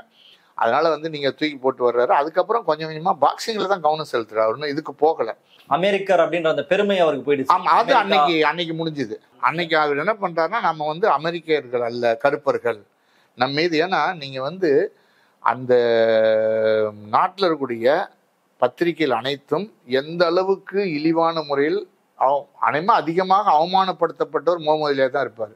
அரசால் அதிகமா பழிவாங்கப்பட்டவர் அவராக தான் இருப்பார். அதிக மக்களால் விரும்பப்பட்டவர் அவராக தான் இருப்பார். இது மூன்றும் ஒரு இடத்துல நடந்துச்சுன்னா முகமது அலிக்கு தான் நடந்திருக்கும். கேஷியஸ் கிளேல இருந்து முகமது அலியா மாறினார்ல. ஆமா, அந்த பார்ட் 1964 அவர் வந்து ஃபர்ஸ்ட் வணிக ரீதியான இதுக்கு வந்த பிற்பாடு, கமர்ஷியல் பாக்ஸிங் வந்த பிற்பாடு அவர் வீழ்த்தின ஒரு புகழ்பெற்ற ஒரு ஆள். அப்ப அந்த டைம்ல அவர் என்ன பண்றாருன்னா, அந்த மேட்ச் முடிச்ச உடனே அடுத்த நாள் அவர் வந்து ஒரு இது அறிவிக்கிறாரு, நான் வந்து இஸ்லாம் மதத்துல சேர்றேன்னு சொல்லி. பெரிய கான்ட்ரோவர்சியான விஷயம். மதம் மாறுறது ஈஸியா இருக்கலாம். ஆமா, 50 வருஷத்துக்கு முன்னாடி அது வந்து இல்ல, அது கேஷியஸ் கிளேன்ற ஒரு நபர் வந்து அவரு அந்த மாதிரி மதம் மாறுவது சம்பந்தமா இஸ்லாம் அங்க வருகிற பொழுது, நேஷன் ஆஃப் இஸ்லாம் அதுல சேர்கிறோம் அப்படின்னு வருகிற பொழுது, அது வந்து பெரிய அளவுக்கு அமெரிக்கா முழுவதும் ஒரு பேசு பொருளா மாறிச்சு. பல ஏராளமான ஒரு விவாதங்களை உருவாக்குச்சு. ஆமா, விவாதங்களை உருவாச்சு. அந்த மேட்ச் நடத்துறவர் என்ன சொல்றாருன்னா, இதை நீங்க ஏன்னா முகமது அலி ஃபைட் பண்ண ஆரம்பிக்கிறார். அவர் எதிர்த்து நிக்கிற ஆளு வலுவான ஆளு. நீங்க மதம் மாறக்கூடாது, நீங்க அதை அறிவிச்சீங்கன்னு சொன்னா மேட்ச் நடத்த முடியாதுன்றாரு. இவர் முன்னாடியே அறிவிச்சு. ஆமா, இவர் அறிவிக்க போறாருன்றது எல்லாம் மேட்ச் முடிச்சோன்னு அறிவிக்கிறாருன்றது எல்லாருக்கும் தெரியும். நீங்க மாறக்கூடாதுன்னு சொல்லும் பொழுது அவர் அதுல உறுதியா இருக்காரு. மேட்சை நீ கேன்சல் பண்ணாலும் பரவாயில்ல, நான் மாறிடுவேன்ட்டாரு. ஏன்னா அந்த கருப்பின மக்கள் மீது அவர் மீது அந்த ஏற்பட்டிருந்த காயம் இருக்குல்ல, அது பிரதானமா வந்து நின்றுச்சு முன்னாடி. நான் பாக்ஸரு, நான் ஏற்கனவே பாக்ஸிங் பண்ணி ஜெயிச்சுட்டு வந்துகிட்டு இருக்கேன். பட் இன்னும் வந்து அது உலக புகழ்பெற்ற மேட்ச், அது மாறப்போகுது. அப்ப அந்த சூழ்நிலையில அவர் என்ன சொல்றாருன்னு சொன்னா பரவாயில்லன்ட்டாரு. ஆனா வேற வழி இல்லை, அந்த மேட்சை நடத்துறவங்க அவங்க வந்து பிசினஸ் தானே, பெரிய அளவுக்கு டிக்கெட் சேல்ஸ் ஆயிடுச்சு, பெரிய அளவுக்கு நீங்க பணம் கட்டியிருக்காங்க. அப்புறம் நீங்க மால்கம் எக்ஸ் தான் அவரை பார்த்து பேசுறாரு. மால்கம் எக்ஸ் தான் அவருடைய நிக்கிறாரு. அந்த டைம்ல அவர் சொல்லிடுறாரு. சொன்ன உடனே ஓகே மேட்ச். அதுக்கப்புறம் மேட்ச் நடந்தது. அப்படி ஒரு தடை என்பது அந்த மேட்ச் நடக்கிறதுக்கு முன்னாடியே வந்தது. அந்த மேட்ச்ல தான் அவர் வெற்றி பெற்ற பிற்பாடு வலுவான முறையில் அவர் அந்த நானே மகத்தானவன், ஐ ஆம் தி கிரேட்டஸ்ட் அப்படின்னு சொல்றாரு பாருங்க. அது வந்து அந்த மேட்ச்ல வெற்றி பெற்ற பிற்பாடு வந்த அந்த வார்த்தைகள். அப்போ வந்து நீங்க வந்து ஏன்னா ஒரு எல்லாருமே என்ன பண்றாங்க, மொத்த ஆடியன்ஸ் ஒயிட்ஸ் அதிகம், பிளாக்ஸ் இல்லை, கம்மி, ரொம்ப ரொம்ப குறைவு. ஒரு தடவையும் நீங்க வந்து அந்த மேட்ச்ல நீங்க வந்து ஒரு ஒயிட் மோதுறாருன்னு சொன்னா அவரை ஆதரிக்கக்கூடிய ஆட்கள் தான் இருக்காங்க. கோஷன்லாம் அந்த பக்கம், இவரு சும்மா ஜஸ்ட் ஈஸியா தூக்கி போட்டு போயிடலாம் அப்படின்ற ஒரு எண்ணம் தான் இருக்கு. அவ்வளோ பெரிய வந்து ஒரு எழுச்சியில முகமது அலி அவர் வீழ்த்தியவுடன் அவ்வளவு ஒரே கரகோஷமா இருந்த இடம் அமைதியாயிருச்சு. மேட்ச் இல்ல, முகமது அலி அவர் வீழ்த்தின உடனே நிசப்தமா மாறுது. அப்படின்னா என்ன அர்த்தம் சொன்னா யாருமே எதிர்பார்க்கல. கொஞ்சம் பிளாக்ஸினுடைய உள்ள ஆர்வம் இருந்தது. ஆனா அவங்களுக்கும் என்ன இருந்திருக்கும், வெற்றி வருவாரா, இவ்வளவு பெரிய ஆளு கூட மோதுறாரு அப்படின்னு சொல்லி. அந்த நிசப்தம் என்பது நீங்க அந்த நிசப்தம் முடிஞ்சு இவர் கொடுத்த அந்த ஐ ஆம் தி கிரேட்டஸ்ட்னு அவர் கத்துற அந்த விஷயம் இருக்குல்ல, அதுதான் நீங்க ஒரே பிரம்மாண்டமா மீண்டும் ஒரு எழுச்சியை உருவாக்குச்சு. அப்ப அந்த மாதிரியான ஒரு நிகழ்வு காலகட்டத்துல தான் அவர் வந்து அந்த உள்ள என்ட்ராகிறாரு. இந்த விஷயங்கள் தான் உங்களுக்கு எப்படி வந்து ஆமா முகமது அலியினுடைய ஒரு அடுத்த கட்டம். அப்புறம் முகமது அலி வந்து நீங்க மாறக்கூடாதுன்றதுக்கான, மதம் மாறக்கூடாதுன்றதுக்கான ஏராளமான எதிர்ப்புகளும்னா வந்தது. அவர் என்ன சொல்றாருன்னா, ஃபர்ஸ்ட் வந்து மதம் மாறுறது அது வந்து, ஏன்னா அவர் என்ன சொல்றாரு, கிறிஸ்துவ மதம் என்பது அது அடிமைகளை ஆதரிக்கக்கூடிய ஒரு மதமாக இருந்தது. அவர் அமெரிக்காவில் வந்து அது சப்போர்ட் பண்ணிட்டு இருந்தது. ஏன்னா வந்து நீங்க போப்பு இருக்காரு, பழைய போப்பு என்ன பண்ணாரு, 1492 நினைக்கிறேன். அவர் என்ன பண்ணாருன்னா, இஸ்லாமியர்களையும் கருப்பர்களையும் ஸ்பெயின் மன்னர் வந்து அடிமையாக வைத்துக் கொள்வதற்கான அனுமதியை அவரே அந்த பப்பல்னு சொல்லுவாங்க, அவர் உத்தரவுல போட்டுறாரு. அது அவங்க வந்து ஒரு ரைட்ஸாவே எடுத்துக்கிறாங்க. அப்ப இந்த ரைட்ஸா எடுக்கிற பொழுது ஆட்டோமேட்டிக்கா என்ன வந்து சொன்னா, அந்த மதம் என்பது அந்த அடிமைகளை ஆதரிக்கக்கூடிய ஒரு மதமா இருக்குன்றது அவருடைய உணர்வு. அவங்க அப்பா விரும்பல, அவங்க அம்மா விரும்பல. அவங்க ஆத்தன்டிக்கான ஒரு கிறிஸ்டியன்ஸ் தான் வைங்களேன், விரும்பல. பட் ஆனாலும் என்னன்னு சொன்னா, நீங்க வந்து இவருடைய உரிமையில அவங்க பெருசா ஒன்றும் ப்ரெஷர்லாம் பண்ணல. இவர் வந்து முடிவெடுக்கிற இடத்துல தான் இருக்காரு. அது மால்கம் எக்ஸ் கூட, மால்கம் எக்ஸ் ஒரு முக்கியமான ஆளுமை, அது ஒரு தனி பார்ட்னு வைங்க. அப்போ அவர் வந்து இவரை வந்து பேசுறாரு, எப்படி வந்து நீங்க வந்து இது பண்ணணும்னு சொல்லி. அவர் ரொம்ப மால்கம் எக்ஸனுடைய அந்த ஸ்பீச்சில் ரொம்ப இவர் வந்து இதாயிடுறாரு. யாரு, முகமது அலி வந்து கன்வின்ஸ் ஆயிடுறாரு. கன்வின்ஸ் ஆகி நீங்க பாக்ஸிங் மோதிர சம்பந்தம் வந்து அதுல வெற்றி பெற்ற பிற்பாடு அவர் வந்து முகமது அலி அப்படின்னு சொல்லி பேரை வைக்கிறது வந்து பெரிய பிரச்சனையா மாறுது. மதம் மாறுறதுக்கு நான் காரணம் சொல்லிட்டேன். அப்போ நான் ஏன் நீ வந்து இதே பேரை மெயின்டைன் பண்ணக்கூடாதுன்னா, இது வந்து அடிமையினுடைய பெயர், ஒரு அடிமைத்தனத்தை பாதுகாப்பதற்கான ஒரு பெயரா கேசியஸ் கிளே அப்படின்றது ஒரு அடிமையினுடைய இது பேர் நான் அவமானமா கருதுறேன், ஆகவே நான் வந்து அதை தூக்கி எறிகிறேன்றாரு. நீங்க முகமது அலின்றது அவரு ஜஸ்ட் அந்த பாலிட்டிக்ஸுக்காக மட்டுமல்ல, ஃபியூச்சர்ல அவர் இஸ்லாம் சம்பந்தமான விஷயங்கள்ல ரொம்ப ஒன்றி போயிடுறாரு. நீங்க ஒரு மரணத்தின் மீது கடைசியில இஸ்லாம் மத அடிப்படையில தான் நீங்க வந்து மெக்கால இருந்து வந்து தான் நீங்க வந்து அவருக்கான அந்த இறுதி சடங்கெல்லாம் நடந்தது. அதெல்லாம் நீங்க வந்து அவர் அந்த நேஷன் ஆஃப் இஸ்லாமனுடைய அந்த எலிஜா முகமது கூட வந்த விஷயம், அவர் இறந்த பிற்பாடு நடந்த விஷயங்கள்ல அவர் வந்து அதுக்கப்புறம் மெக்கா போயிட்டு வர்றாரு. அவர் இஸ்லாம் மீது ஒரு பற்றுதலோட மாறிடுறாருன்னு வைங்களேன். அது ஒரு பக்கம் அது நடந்தது.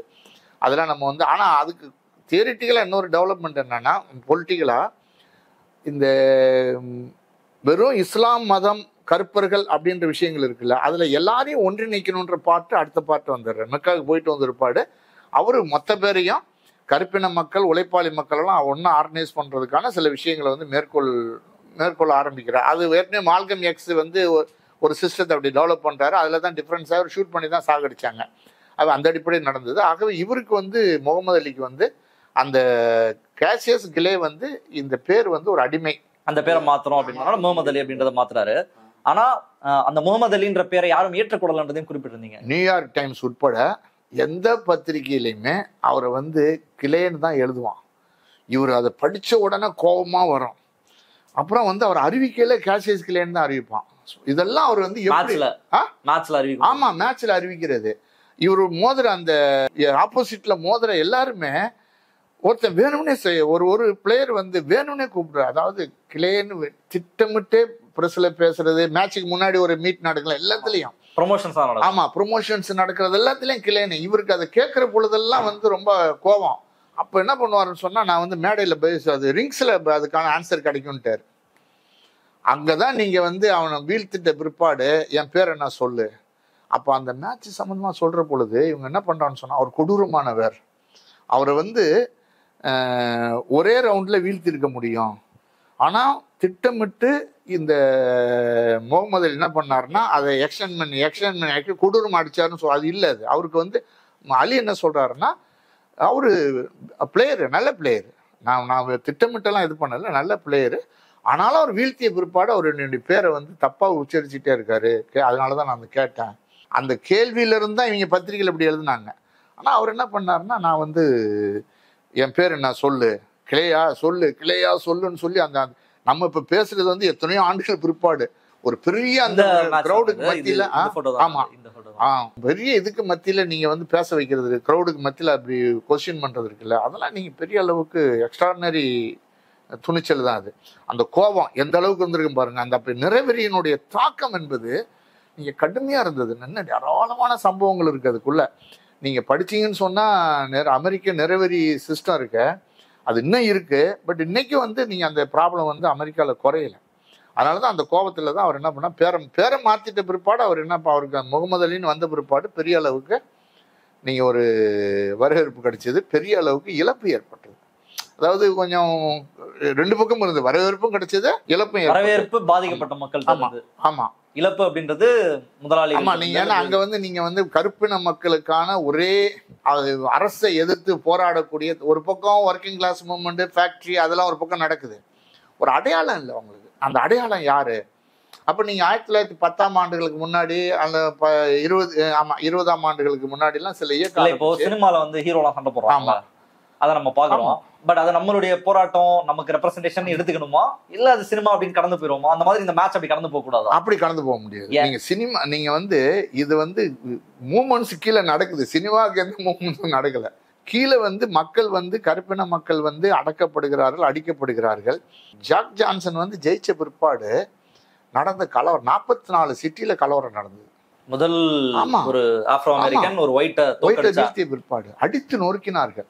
நீங்க அப்புறம் ஜோ லூயிஸ் ஜெயிச்ச பிற்பாடு மிகப்பெரிய உள்நாட்டு கலவரம். நீங்க அந்த மாதிரி ஒரே நேரத்துல 30-35 நகரங்கள்ல அவ்வளவு பெரிய கலவரம் நடந்ததே இல்லை. நேவி, அமெரிக்காவினுடைய ஒயிட்ஸ் நேவி கப்பற்படையை சேர்ந்தவர்கள் நீங்க வந்து நகரங்களுக்குள்ள வந்து அடித்து 200க்கு மேற்பட்ட கருப்பர்களை அடித்தார்கள். என்ன காரணம்னு சொன்னா, ஒரு பிளாக் வந்து ஜெயிச்சுட்டான். எல்லா இடங்களையும் நீங்க ஜெயிச்ச பிற்பாடு பிளாக்ஸுக்கு ஒரு உற்சாகம், அவங்க வந்து என்ன பண்றான்னு சொன்னா அதை கொண்டாடும் பொழுது அது மீது தாக்குதல். நீங்க இதெல்லாம் நீங்க பாத்தீங்கன்னு சொன்னா, அப்ப நம்ம என்ன, அது ஒரு எப்படி நீங்க வந்து ஒரு சினிமாவை எடுத்துக்க முடியும்? சினிமா பாணியில இல்ல, அதை கடந்த ஒரு விஷயம். அதனாலதான் சொன்ன அவருடைய அந்த மேட்ச் சண்டைன்றது அந்த மக்களுக்கு ஒரு உத்வேகத்தை ஏற்படுச்சு. நீங்க அநீதிக்கு எதிராக ஜோ லூயிஸ் தோக்குறாரு. ஜோ லூயிஸ் முக்கியமான ஒரு ஆள். நீங்க வந்து ஒரு பெரிய இளைஞருடைய நம்பிக்கை, அந்த அவர் இருந்தா போதும் அப்படின்னு சொல்லி நீங்க வந்து ஒரு லீடர்ன்ற முறையில பாக்குறாங்க. அவர் ஒன்றும் பெருசா வந்து முகமது அலி மாதிரியோ அல்லது ஜாக் ஜான்சன் மாதிரியோ அரசோட மோதலன்னு வைங்க. ஆனா அவர் வந்து வெற்றி பெறுறாரு. பெரிய வெற்றி பெற்ற பிற்பாடு ஒரு முதல் வெற்றி, 2வது இதுல தோல்வி அடைஞ்சிடுறாரு. இந்த தோல்வி அடைஞ்ச உடனே அந்த காட்சியில விவரிப்பாங்க. மாயா ஏஞ்சல்னு பிரபலமான கவிஞர், அவங்க அந்த விஷயத்த சொல்றாங்க. அவ்வளவுதான், நாங்கள் மீண்டும் கருப்பர்கள் அடிமைகளை. பெண்கள்லாம் வந்து ரேடியோ முன்னாடி உட்கார்ந்து, அங்களுடைய வானொலி முன்னாடி உட்கார்ந்து அழுகுறாங்க, தோத்துட்டாருன்னு. நம்ம இன்னும் அடிமையா இருக்க வேண்டியதுதான், காலமெல்லாம் அந்த வெள்ளையர்கள் நம்மளை அடிப்பாங்க அப்படின்ற ஃபீலிங்ஸ் கீழே வருது. மீண்டும் ஜோ லூயிஸ் ஜெயிச்ச பிற்பாடு ஏற்பட்ட அந்த உணர்வுகள் இருக்குல்ல, அதை அந்த மாயா ஏஞ்சலோஸ் விவரிக்கிறாங்க. அவங்க முக்கியமான ஆளு பழி வாங்கப்பட்டாங்க. அதுக்கப்புறம் அவங்களுக்காக கம்யூனிஸ்ட் கட்சி ஒரு கிளப் ஆரம்பிச்சு பின்னாடி அவங்க பேர்லயே பல இயக்கம் நடத்துன்னு வைங்களேன். அப்படிப்பட்ட ஒரு பெரிய அளவுக்கு நீங்க பாத்தீங்கன்னு சொன்னா, அந்த கருப்பின மக்களுடைய அந்த ஜோ லூயிஸோ முகமது அலியோ ஜாக் ஜான்சனோ என்ன சிலரோ அந்த ரிங்ஸ்ல நின்று அடிச்சு வெள்ளையர்களை வீழ்த்துகிற பொழுது ஒரு பர்சன், ஆமா, வெள்ளை நிறவெறி, ஆனா மொத்தமா அது வந்து ஒரு எழுச்சி ஏற்படும். அப்படிதான் நீங்க வந்து டெவலப் ஆச்சு. அதனாலதான் நீங்க வந்து அவர் வந்து அடுத்த கட்டத்துக்கு போய் என்ன பண்றாருன்னா, இந்த அரசாங்கத்தை எதிர்த்து நிக்கிறார். அது நம்ம வந்து வியட்நாம் விஷயம் வரும்பொழுது அவர் வந்து அதுல வந்து டிஃபர் ஆகி நிக்கிறார். அவருடைய பொலிட்டிக்கல் கரியருக்கு நம்ம வருவோம். அதற்குள்ள அவர் பாக்ஸிங் ரிங்ல தி கிரேட்டஸ்ட்ன்றத ப்ரூவ் பண்ணிட்டாரு. அந்த 62 மேட்ச்ல ஃபர்ஸ்ட் அதுதான் அந்த கிரேட்டஸ்ட் அப்படின்னு வந்துட்டாரு அவரு. அதுக்கு நீங்க அது அந்த அந்த அவருடைய பாக்ஸிங் மெத்தட் இருக்குல்ல, நீங்க வந்து இப்போ வந்து அவர் டான்சிங் மெத்தட் அது வந்து அதுக்கு வந்து ரோப் அண்ட் டூப்னு சொல்லுவாங்கல்ல, மற்றவனை டயர்டா அப்படியே ஆட்டம் காட்டிகிட்டே இருக்கிற ஏற்பாடு, இங்கேயும் அங்கேயும் ஆட்டம் காட்டி டயர்டாக்கி அடிக்கிறது, அது ஒரு ட்ரிக்ஸ். அதுக்கு முன்னாடி நீங்க வந்து நான் வந்து தேனி போல் பறந்து கொட்டுவேன்னு சொல்லி அவரோட அந்த ஸ்பீச்சஸ்லாம் இருக்குல்ல, நீ என்ன நினைச்சுக்கிட்டேன்னு சொல்லி இவனோட மோதிர பொழுது பேட்டர்சனோட மோதிர பொழுது ஒரு கவிதை சொல்லுவாரு. நீ என்ன, நான் ஒரு பாறாங்கல், அவர் ஆரம்பிப்பார், நான் ஒரு கல்லு அப்படின்னு ஆரம்பிச்சு அந்த கவிதையை பேசிதான் அட்டன் பண்ணுவார். அவர் என்ன நினைச்சு, சாதாரண மனுஷன் நினைச்சுக்கிட்டாரு, என்னைய நாளைக்கு மேட்ச் நடக்கும் இன்னைக்கு பேசுவார், அதை நான் உன்னை அடிச்சு வீழ்த்திடுவேன், நான் ஒரு பாறாங்கல் மாதிரி ஆளு, இதெல்லாம் நீங்க ஒரு இது பண்ணுவாங்களே, அதுதான் அந்த மகத்தானோன்னு சொல்றதே அதுல இருந்து வர்றதுதான். அந்த கிரேட்டஸ்ட் சொல்றது ஒரு உளவியல். ஆமா, ஒரு பெரிய உளவியல் இருக்கு. ஒரு பெரிய ஆளோட மோத போறாரு, எல்லாம் வந்து மீடியால இருந்து பப்ளிக் ஒப்பீனியன்ல இருந்து உள்ளுணர்வு உட்பட நீங்க வந்து முகமது அலி ஜெயிக்க மாட்டாரு அப்படின்னு இருக்கு. அந்த இடத்துல இவர் ஃபேஸ் பண்ணணும். நீங்க உளவியல் ரீதியா என்ன பிரச்சனைன்னு சொன்னா, ஒரு மேட்ச்ன்றது வேற விஷயம். இந்த மேட்சை மோதுகிற பொழுது இவர் பக்கம் வந்து எந்த விதமான இதுவும் கிடையாது. ஆகவே என்ன, அந்த இடத்துல மோதி இவருக்கு நம்பிக்கை இருக்கு, ஜெயிச்சிருவோம்னு சொல்லி நம்ம அடிச்சிடலாம் அப்படின்னு சொல்லி இவருக்கு அதை மால்கம் எக்ஸ் சொல்றாரு, அவன் தான் ஜெயிப்பான்றாரு, ஜெயிச்சிருவாரு முகமது அலி ஜெயிப்பாரு அப்படின்னு சொல்றாரு. அந்த நம்பிக்கை எனக்கு இருக்குன்றாரு. மேட்சுக்கு வெளியில இவர் வெற்றி பெற்ற பிற்பாடு தான் அவர் வந்து அந்த அந்த உள்ள அந்த வெறி இருக்கும் பொழுது ஜெயிச்ச உடனே தான் நான் தான் கிரேட்டஸ்ட்னு கத்துறாரு. அது சரியான நீங்க வந்து இன்னது பெரிய சவுண்டு, நீங்க அந்த அப்ப எஃபெக்ட் எல்லாம் கிடையாது பாருங்க. அப்ப அந்த மாதிரி அந்த ஒரு உளவியல் பிரச்சனை இருக்கு அதுல. அது வந்து நீங்க வந்து வெற்றி பெற்று அதுக்கப்புறம் அவர் தொடர்ந்து அதை என்ன பண்றாருன்னு சொன்னா கண்டினியூ பண்றாரு. அவரோட மேட்சஸ் வந்து கிட்டத்தட்ட 10,000 பேர் 15,000 பேர் சென்னைக்கு வந்தப்போ கூட அவ்வளவு பேர், சென்னைக்கு வந்த பொழுது அது ஒரு பாட்டு தனியா இருக்குன்னு வைங்களேன். அவருடைய மேட்ச் வந்து நீங்க வந்து கிரௌட் அதிகம். ஆனா என்னன்னா ஒரு கட்டம் வரைக்கும் பிளாக்ஸ் ரொம்ப கம்மி, அலோவ் பண்ண மாட்டாங்க. ஒரு மேட்ச் நடக்கல நீங்க பாத்தீங்கன்னு சொன்னா இவங்களுக்கு யாரும் உள்ள ரொம்ப துப்பாக்கி கொண்டு போக கூடாது, கத்தி கொண்டு போக கூடாது, ட்ரிங்க்ஸ் பண்ணிட்டு போக கூடாது, ஏன்னா அவ்வளவு வன்முறை நடந்துரும்ன்ற பயம். அப்ப இதெல்லாம் நீங்க என்னன்னு சொன்னா நீங்க கண்ணு கட்டின தூரம் வரும் தலையா இருக்கும் பார்க்க. அன்னைக்கு சவுண்ட் சிஸ்டம்லாம் லிமிட்டு தானே. அந்த மாதிரியான ஒரு பின்னணியில தான் அவர் வந்து பாக்ஸிங் வந்தாரு. இந்த பொலிட்டிக்கல் இஷ்யூக்கு வந்தார். அதுக்கு அடுத்தா நீங்க அந்த இது இன்னும் கொஞ்சம் தீவிரப்படுது. அவர் இந்த நேஷன் ஆஃப் இஸ்லாம் போன பிற்பாடு அவர் எலிஜா முகமது மீது ரொம்ப மரியாதை வச்சிருந்தார். ஏன்னா அவருடைய டிமாண்ட் என்னன்னா, அதை ஒரு முகமது அலிக்கு முதல்ல அந்த கருத்தா இருந்துச்சு, தனி நாடு யாருக்கு, கருப்பர்களுக்குன்னு சொல்லி அமெரிக்காலேயே ஒரு தனி மாநிலம் தனி நாடுன்னு அவர் ஆரம்பிச்சாரு. தீவிரமா பண்ணணும்னு சொல்லி அவர் கொண்டு வந்தாருன்னு வைங்களேன். அதுல இவருக்கு ஃபர்ஸ்ட், அப்புறம் கொஞ்சம் அதாவது கருப்பர்கள் தான் முதல்ல உருவானார்கள் அப்படின்லாம் சில விஷயங்களை பேசினாருன்னு வைங்க. காலப்போக்கில் அதெல்லாம் கொஞ்சம் அவர் அடுத்தடுத்து வரும் பொழுது சரி பண்ணிக்கிட்டாரு. அந்த நேஷன் ஆஃப் இஸ்லாமுக்கு போகக்கூடாதுன்றது அமெரிக்காவில் இருக்கக்கூடிய பெரும்பாலான ஆட்களுடைய, நீங்கள் டீச்சருங்களை ஆரம்பித்து எல்லா இடங்கள்லையும் நீங்கள் முகமது அலியினுடைய அவர் வந்து எல்லா இடத்துலையும் எதிரும் புதிருமான விவாதம் வந்து நடக்க ஆரம்பிச்சிருச்சு. பெரிய பெரிய பிளேயர்ஸ் எல்லாம் அதை பற்றி பேசியிருக்காங்க, சில பேர் பயப்பட்டாங்க. இவர் துணிச்சல அதில் நின்றார். அவருடைய பொலிட்டிக்கல் அந்த கெரியர் பற்றி சொல்லுங்க. அந்த அவர் தடை பண்ணாங்க பாக்ஸிங்ல இருந்து சொன்னீங்க, நடுவில் அவர் பீக்ல இருந்த சமயத்துல அவர் தடை பண்ணாங்க. எதனால அந்த தடை அப்படின்றது அவருடைய பொலிட்டிக்கல் ஆக்டிவிட்டிஸ்னால வந்ததா, எதனால வந்தது அவருடைய தடை? அவர் நேரடியா பாலிடிக்ஸ்ல எல்லாம் முதல்ல இன்வால்வ் ஆகல. நிறவரிக்கு எதிராக அவர் வந்து நிறவரிக்கு எதிரான கருத்துல பேசிட்டு இருந்துட்டே இருந்தது. அதுக்காக சில எதிர்வினையாகத்தான் ஒரு மத மாற்றம் இந்த மாதிரி விஷயங்கள்லாம் வந்தாரு. அமெரிக்கா என்ன பண்றான்னு சொன்னா, நீங்க வந்து கட்டாய ராணுவ சேவை அங்க உண்டு.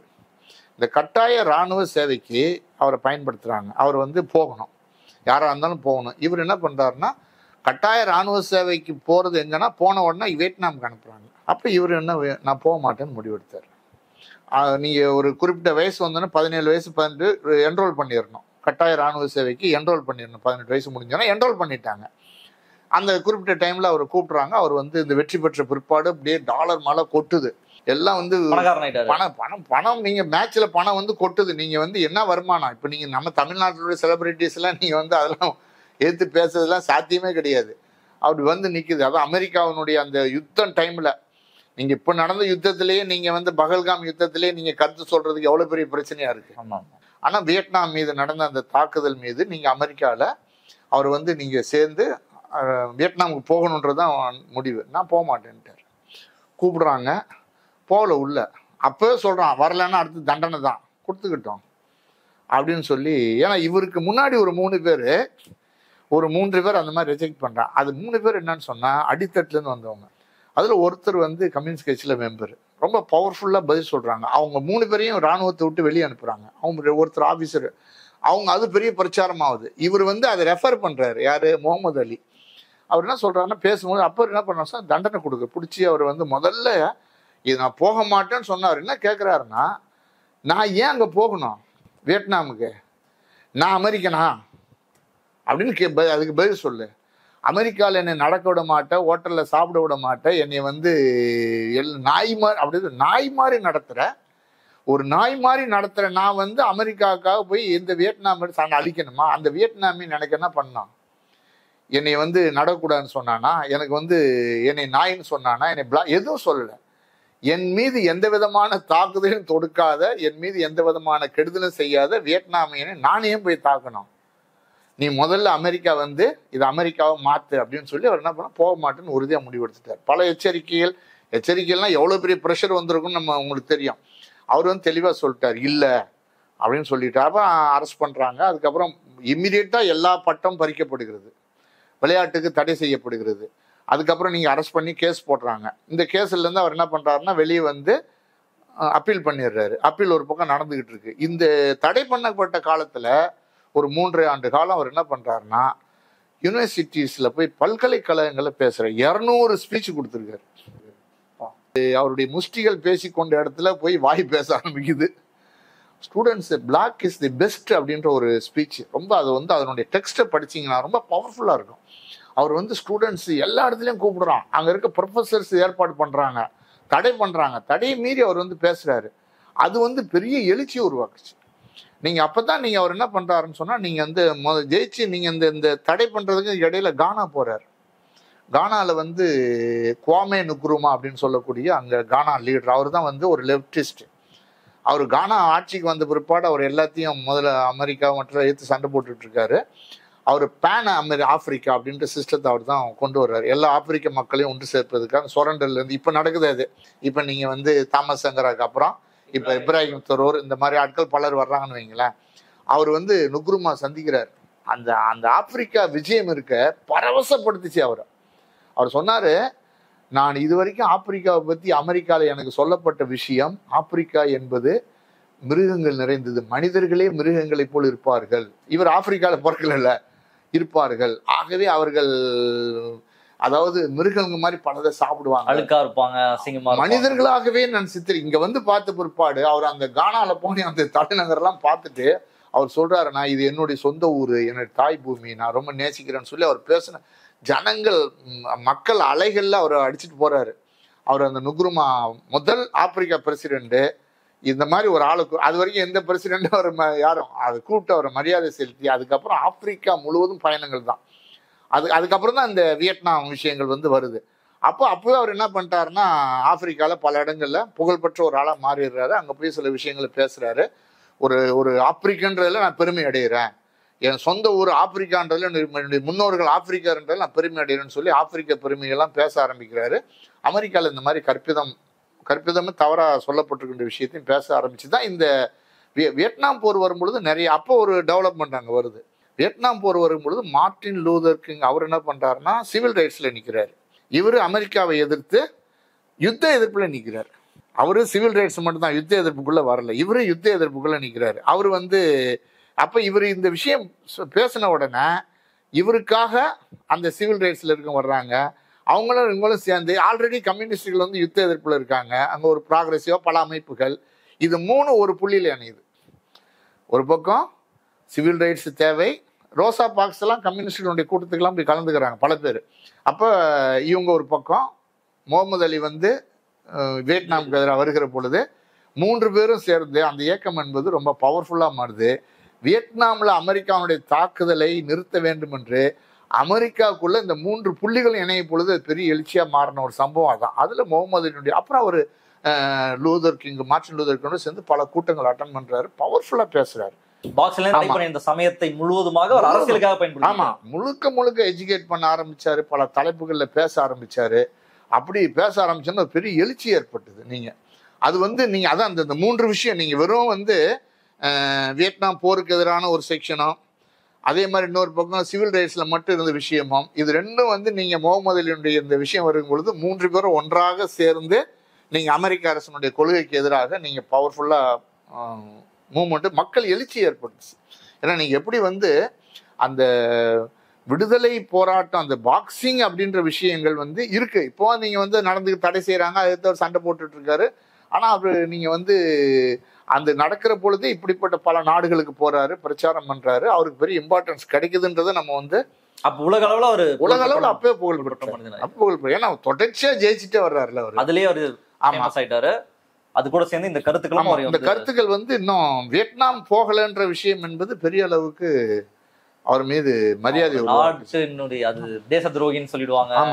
நீங்க அது ஒரு அடையாளமா கீழ் அடித்தட்டு மக்கள் வரைக்கும் நீங்க வந்து அமெரிக்காவுக்கு எதிராக, யுத்தத்துக்கு எதிராக சிவில் ரைட்ஸ் எல்லாம் சேர்ந்து ஒரு டெவலப்மெண்ட் உருவானதுக்கு ஒரு முக்கியமான காரணம். அப்புறம் அவர் வந்து அதுக்கு அடுத்த பாட்டு இன்னொன்னு இருக்கு, பாக்ஸிங் திரும்ப விளையாட முடிஞ்சுதா, திரும்பி வர்றாரு. 3 வருஷம் அவர் அந்த கோர்ட்டுக்கு போறாரு. கோர்ட்டுக்கு போன உடனே நீங்க வந்து இந்த சிவில் ரைட்ஸ்ல இந்த தண்டனை இதெல்லாம் அவங்க என்ன பண்ணாங்க, தள்ளுபடி பண்ணிடுறாங்க. ஏன்னா அவருடைய பங்கு. 2வது அவர் ஒரு காரணம் சொல்றாரு, பல காரணம் சொல்றாரு. அதுல ஒரு காரணம் என்னன்னு சொன்னா, அவர் வந்து என் மதம் வந்து சண்டை போடுறது விரும்பலன்றாரு. எது? இஸ்லாம் மதம் விரும்பலன்றாரு. 2வது எனக்கு தனிப்பட்ட முறையிலே எனக்கு இந்த மாதிரி கருத்து இருக்குன்னு சொல்ல, அப்ப தனிநபர் உரிமைன்ற முறையில அந்த தீர்ப்பு வந்துருது. அமெரிக்க சட்டம்னு வந்தாலும் இந்த மாதிரி தனிநபர் உரிமைன்ற முறையில் தீர்ப்பு விவரங்கள்லாம் கொஞ்சம் ஓரளவுக்கு அது தேவையான அளவுக்கு சொல்லப்பட்டிருக்குன்னு வைங்களேன் புத்தகத்துல. அப்ப அந்த மாதிரி சொல்லி அவர் வந்து திரும்பி பாக்ஸிங் போறாரு. ஒரு ஃபீல்ட்ல நம்ம இருக்கோம், ஒரு 3-4 வருஷம் நம்ம இல்லைன்னா காணாம போயிருவோம்ல. ஆமா, அடுத்து ஒரு இன்னொரு பாக்ஸர் வந்துருவாரு, இல்ல வேற யாராவது வந்துருவாங்க. சினிமா நடிக்கிறே ஒரு 5-6 படம் ஃபிளாப் ஆயிடுச்சுன்னா முடிஞ்சு போயிடும் அவரோட கதை அப்படின்றதுதான். எப்படி அப்புறம் திரும்ப வரால வந்து ரிங்ல வரும்போது எப்படி இருந்தது? திரும்பி ரிங்ல வரும்போது முதல்ல அவர் வந்து தோக்குறாரு. ஓகே. அப்புறம் மீண்டும் வந்து அதை வந்து வெற்றி ஸ்டேஜுக்கு வந்துடுறாரு. என்ன காரணம்? முன்னை விட அவருடைய ஆடியன்ஸ் அதிகமாயிடுச்சு. ஏற்கனவே பாக்ஸர் என்ற முறையில மட்டும் இருந்தது. அதுக்கப்புறம் நீங்க அந்த மதம் மாறிய பிற்பாடு ஒரு கருப்பர்களுக்கான ஒரு இதை, இப்ப பிளாக்ஸ் அண்ட் ஒயிட்ஸ் மனித உரிமை செயற்பாடு, மனித உரிமையை சேர்ந்து அப்புறம் வந்து லெப்டிஸ்ட் எல்லாம் சேர்ந்து என்ன ஆகி போச்சுன்னா, அது வந்து இன்னொரு வெகுஜன இதா மாறிச்சு. அப்படி வருகிற பொழுது ஆட்டோமேட்டிக்கா நீங்க வந்து அவருக்குடைய ஆடியன்ஸ் அதிகமாகுது. ஆடியன்ஸ் அதிகமாகிறது வந்து ஒரு பொலிட்டிக்கல் ஆடியன்ஸாகவும் டெவலப் ஆயிடுது. அப்போ நீங்கள் வந்து அது என்னாச்சுன்னு சொன்னால், அது ஒரு பீரியட் வரைக்கும் வந்து அவர் ஒரு ஸ்டேஜில் அந்த உடம்பு தளர்ச்சிலாம் ஏற்பட்ட ஒரு படம், ஒரு தோல்வி அடைஞ்ச பிற்பாடு அவர் அது. ஆனா இந்த டைம்ல தான் வந்து டெக்னிக்லாம் மாத்தாருன்னு சொன்னீங்க. ஆமா, அது வந்து செகண்ட் டைம் வரும்பொழுது டெக்னிக்கா கொஞ்சம் பயங்கரமா அடிக்கிறதெல்லாம் மாத்தி டயர்ட் ஆக்குற ஏற்பாடு அதெல்லாம் வந்து பண்றாரு. ஆனா அப்போ வந்து சஸ்டெயின் ஆனார். அப்புறம் ஒரு திரும்பி தொடர்ந்து சஸ்டெயின் ஆனாரு. கடைசியில ஏஜ் இதாகும் பொழுது அவர் வந்து அப்புறம் தோக்குற நிலைமை என்பது ஒரு புது பையன்ட்ட தோத்தாருன்னு வைங்களேன். அது இஷ்யூ கிடையாது. பட் ஓவராலா நீங்க பாக்ஸிங்ல அவர் தான். ஆமா, இன்னும் பலர் சொன்னாலும் அவர் தான் நீண்ட நாட்களாக தொடர்ச்சியா வெற்றி பெற்றது, புது டெக்னிக்ஸை கொண்டு வந்தது. அதோட அவருடைய இந்த நிலைப்பாடுகள் இதெல்லாம் சேர்ந்து அவர் வந்து ஒரு உச்சத்துல கொண்டு போய் நிறுத்திச்சு. ஒரு பெஸ்ட் ஃபைட்டர். நீங்க காம்ப்ரமைஸ் பண்ண மாதிரி நீங்க எவ்வளவு எவ்வளவு அவருக்கு சொல்லுவாரு, என்னை முட்டாள்னு சொல்றாங்க, இவ்வளவு பணம் வந்து நீ வந்து இந்த மாதிரி ஒரு விஷயத்துல போய் இது பண்றீன்னு சொல்லி என்னை வந்து முட்டாள் என்று சொல்லுகிறார்கள். ஆமாம், நான் முட்டாள் தான். கருப்பின மக்களை இந்த மாதிரி பாதுகாப்பதற்காக, அவங்களோட உரிமைகளுக்காக நான் நின்றால் நான் முட்டாள் தான் சொல்லி நான் நல்லா பேசுவார். அது ஒரு ஈஸியாலாம் பேச மாட்டார், ரொம்ப பவர்ஃபுல்லாக. ஏராளமான இடங்கள்ல அந்த பிரச்சனை வரும். அந்த பிரச்சனையில் அவர் அது சொல்லுவார், நான் எவ்வளோ பணம் இழந்தாலும் எனக்கு பிரச்சனையே கிடையாது, பட் ஆனா இது வந்து பிளாக் என்ன மனுஷனா நடத்தல. நீ அமெரிக்கானா நீ வேற அமெரிக்கா நான் வேற அமெரிக்கான்டுவாரு. அமெரிக்கா நீ வேற நான் வேறன்னு தான் பேசுவாரு. ஒரு அமெரிக்கான்னு பேசாத. நம்ம ஊர்ல இருக்குல்ல கிராமங்கள்ல 2 கிராமங்கள் இருக்கும்ல, ஊரு சரின்ற மாதிரி நீ அப்படிதான் ஆரம்பிப்பாரு. ஆனா பின்னாடி வந்த பிளாக்ஸ் கருப்பின மக்களுக்காக அவர் வந்து பெரிய அளவுக்கு இது பண்ணாரு. அப்புறம் அவர் பொலிட்டிக்கலா அவர் வந்து அமெரிக்கா என்ன பண்றான்னு ஒரு கட்டத்துக்கு மேல அவரை பயன்படுத்தணும்னு முடிவு பண்ணிட்டான். அவரை வந்து ஒழிக்க முடியல. ஆகவே தங்களுடைய கொள்கைகளுக்காக பயன்படுத்தணும்னு சொல்லி முடிவு பண்ணி அவரோட இது பண்ணாங்க. அவர் சில முயற்சிகள் எடுத்தாரு. ஆனா அவர் வந்து அரசனுடைய இதோட சேர்ந்து எடுத்திருக்காரு. அதை வந்து ரைவலாவும் எடுத்திருக்காரு. முகமது அலி வியட்நாம் போனார் அப்படின்றது ஜென்ரலா முகமது அலி பத்தி தேடுற எல்லாருக்குமே கிடைக்கும்.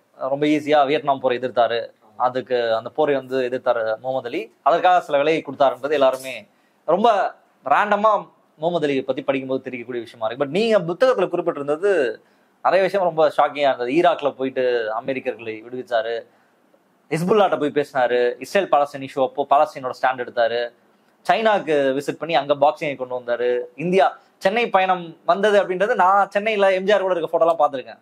முகமது அலி எங்கேயோ தினத்தந்தியோட ஒரு 100 ஆண்டு பதிப்பு ஒன்று போட்டிருந்தாங்க. அதுல வந்து அப்பதான் நான் சும்மா போட்டோஸ் அந்த 100 வருஷ தினத்தந்தியோட போட்டோஸ் நான் பார்க்கும்போது முகமது அலி கூட ஒரு போட்டோ இருக்கும். முகமது அலி சென்னை வந்தாரு போல எம்ஜிஆர் பீரியட்ல அப்படின்னு சொல்லி பார்க்கும்போது இதுல கலைஞரோட இருந்த போட்டோவையும் பார்க்க முடிஞ்சது. கிட்டத்தட்ட ஒரு மூமெண்டாவே எல்லா ஊருக்கும் அவர் போயிருக்காரு, அங்க இருக்க பொலிட்டிக்கல் சினாரியோவை பார்த்திருக்காரு, அங்க இருக்கக்கூடிய கட்சி தலைவர்களை பார்த்திருக்காரு, ரொம்ப பொலிட்டிக்கலா உலகம் முழுவதும் ஒரு பயணம் செஞ்சிருக்காருன்றத பார்க்க முடிஞ்சது. அது உங்களுக்கு ஃபர்ஸ்ட் டைம் பார்க்கும்போது எப்படி இருந்தது? எதனால எல்லாம் பண்ணாருன்றது உங்களுடைய பார்வை? இல்ல அவரு நான் இதெல்லாம் ஒட்டுமொத்தமா படிக்கிற பொழுது அவர் வந்து சுயமா முடிவெடுக்கக்கூடிய ஆளுன்றது ஒரு பேசிக்கான ஒரு அம்சம். ஏன்னா அவர் வந்து மற்றவங்களால் வந்து செல்வாக்கு செலுத்தப்படுவதிலிருந்து அவர் வந்து விலகித்தான் இருந்தார். அதுல மால்கம் எக்ஸ் பார்த்து இன்ஸ்பயர் ஆனாலும் கூட அவரோட டிஃபர் ஆனார். அப்புறம் எலிஜா முகமது இறந்த பிற்பாடு அவங்க 2 மகன் ஆரம்பிச்சதுல ஒரு பார்ட்ல தான் அவர் வந்து அந்த மூமெண்ட்ல இருந்தாரு. அதுக்கு காரணத்தையும் சொல்லியிருக்காரு. அவர் வந்து 1980ல நீங்க முதல் ரவுண்டு கானாலாம் ஆப்பிரிக்க நாடுலாம் போயிட்டு வரும்பொழுது பெரிய மரியாதை. 1979 கடைசியில சோவியத் யூனியன் வந்து ஆப்கானிஸ்தான் மீது வந்து அவங்க போய் அந்த நிலைமை வருது. ஆப்கானிஸ்தான் படைகள் சோவியத் படைகள் போகுது. அங்க வந்து தாலிபானுங்களை பின்னாடி தள்ளி நஜிபுல்லான்னு ஒருத்தர் ஆட்சி நடக்குது. அவர் அதை ஏத்துக்கல. இஸ்லாம் நாடுன்னு அவர் இஸ்லாமிய மதத்தின் நம்பிக்கையுடைய. ஆனா சோவியத்துக்கு முன்னாடியே போயிட்டாரா? அதுக்கு முன்னாடி சோவியத் யூனியன் போயிட்டு வந்திருக்காரு. போயிட்டு வந்து அதை பார்த்திருக்காரு. சோவியத் யூனியன் வந்து அமெரிக்கால சொன்ன மாதிரிலாம் கிடையாது. அவர் சோவியத்தினுடைய சொசைட்டி பத்தி பிரம்மாண்டமா பேசியிருக்காரு. எனக்கு அமெரிக்கால நீ போனேன்னா உன்னை கொன்றுவாங்கன்னு சொன்னாங்க, செயலில் பிடிச்சி போட்டுருவாங்க, பாதுகாப்பு கிடையாதுலாம் சொன்னாங்க. ஆனா அவர் சோவியத் யூனியன் போயிட்டு பிரஷ்னேவை சந்திச்சார். பிரஷ்னேவ் வந்து அவரை வேற எந்த ஸ்போர்ட்ஸ் மேனே அது அப்படி சந்திச்சது இல்லையா. அவருடைய அரண்மனைக்கு அந்த இதுக்கு வர வச்சு, கிரெம்லின் வர வச்சு அவரு மனைவி கிட்ட நீண்ட நேரம் அவர் வந்து விவாதிச்சிருக்காரு. அதை அவர் சொல்றாரு, நான் இல்லை, ஐ ஆம் நாட் ஏ கிரேட்டஸ்ட், நீங்க தான் கிரேட்டஸ்ட் அப்படி ஆரம்பிச்சு அவர் பேசுறாருன்னு வைங்களேன். அப்புறம் ஒரு பரிசு கொடுத்தாரு.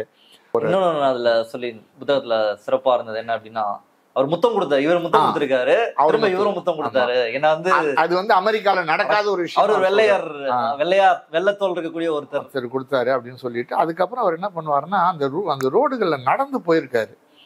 எந்த விதமான ஒரு இதுவும் கிடையாது. அதாவது என்னன்னா ரொம்ப சேஃபான பாதுகாப்பான ஒரு நாடுன்னு அவர் பின்னாடி எனக்கு அமெரிக்காவில் சொல்லப்பட்ட விஷயங்கள் முழுவதும் தவறானவை அப்படின்றது நல்லா பதிவு பண்ணியிருப்பாரு பிரஷ்னேவை சந்திச்சுட்டு வந்து. ஆனால் பொலிட்டிக்கலா டிஃபர் ஆகுறது வந்து எங்கன்னு சொன்னா அது இருக்குமே, நீங்க வந்து ஆப்கானிஸ்தான்ல டிஃபர் ஆகுற. அப்போ ஆப்கானிஸ்தான்ல டிஃபர் ஆகும் பொழுது அமெரிக்கா என்ன பண்றான்னு சொன்னா கருப்பர்ன்ற முறையில் அவங்க அந்த கண்ணோட்டத்தான் பாக்குறாங்க. பிடிச்சி அவர் என்ன பண்றாங்கன்னா ஒலிம்பிக்ல சோவியத் யூனியன் மாஸ்கோ ஒலிம்பிக்ல பங்கு பெற வேணாம்னு அமெரிக்கா முடிவெடுத்து, ஏன்னா ஆப்கானிஸ்தான் இஷ்யூ மையமா வச்சு ஆப்பிரிக்க நாடுகளில் போய் கேன்வாசிங்க இவர் அனுப்புறாங்க. இவர் வந்து அதுக்கு போறாரு. ஏன்னா அவர் ஸ்டாண்ட் என்னன்னு சொன்னா இந்த ஆப்கானிஸ்தான் இஷ்யூல முஸ்லிம் நேஷன், அது மேல சோவியத் படை எடுக்கறாங்க. அவர் ஆப்பிரிக்கா போய் ராஜதந்திர தோல்வின்னு நான் எழுதியிருப்பேன். போறாரு, பெரிய வந்து அவரு வந்து அங்க வரவேற்பே கிடைக்கல. முதல்ல ஜூலியஸ் நைரேரே வந்து அவர் வந்து டான்சானியா அவர் வந்து சந்திக்க முடியாதுன்றாரு.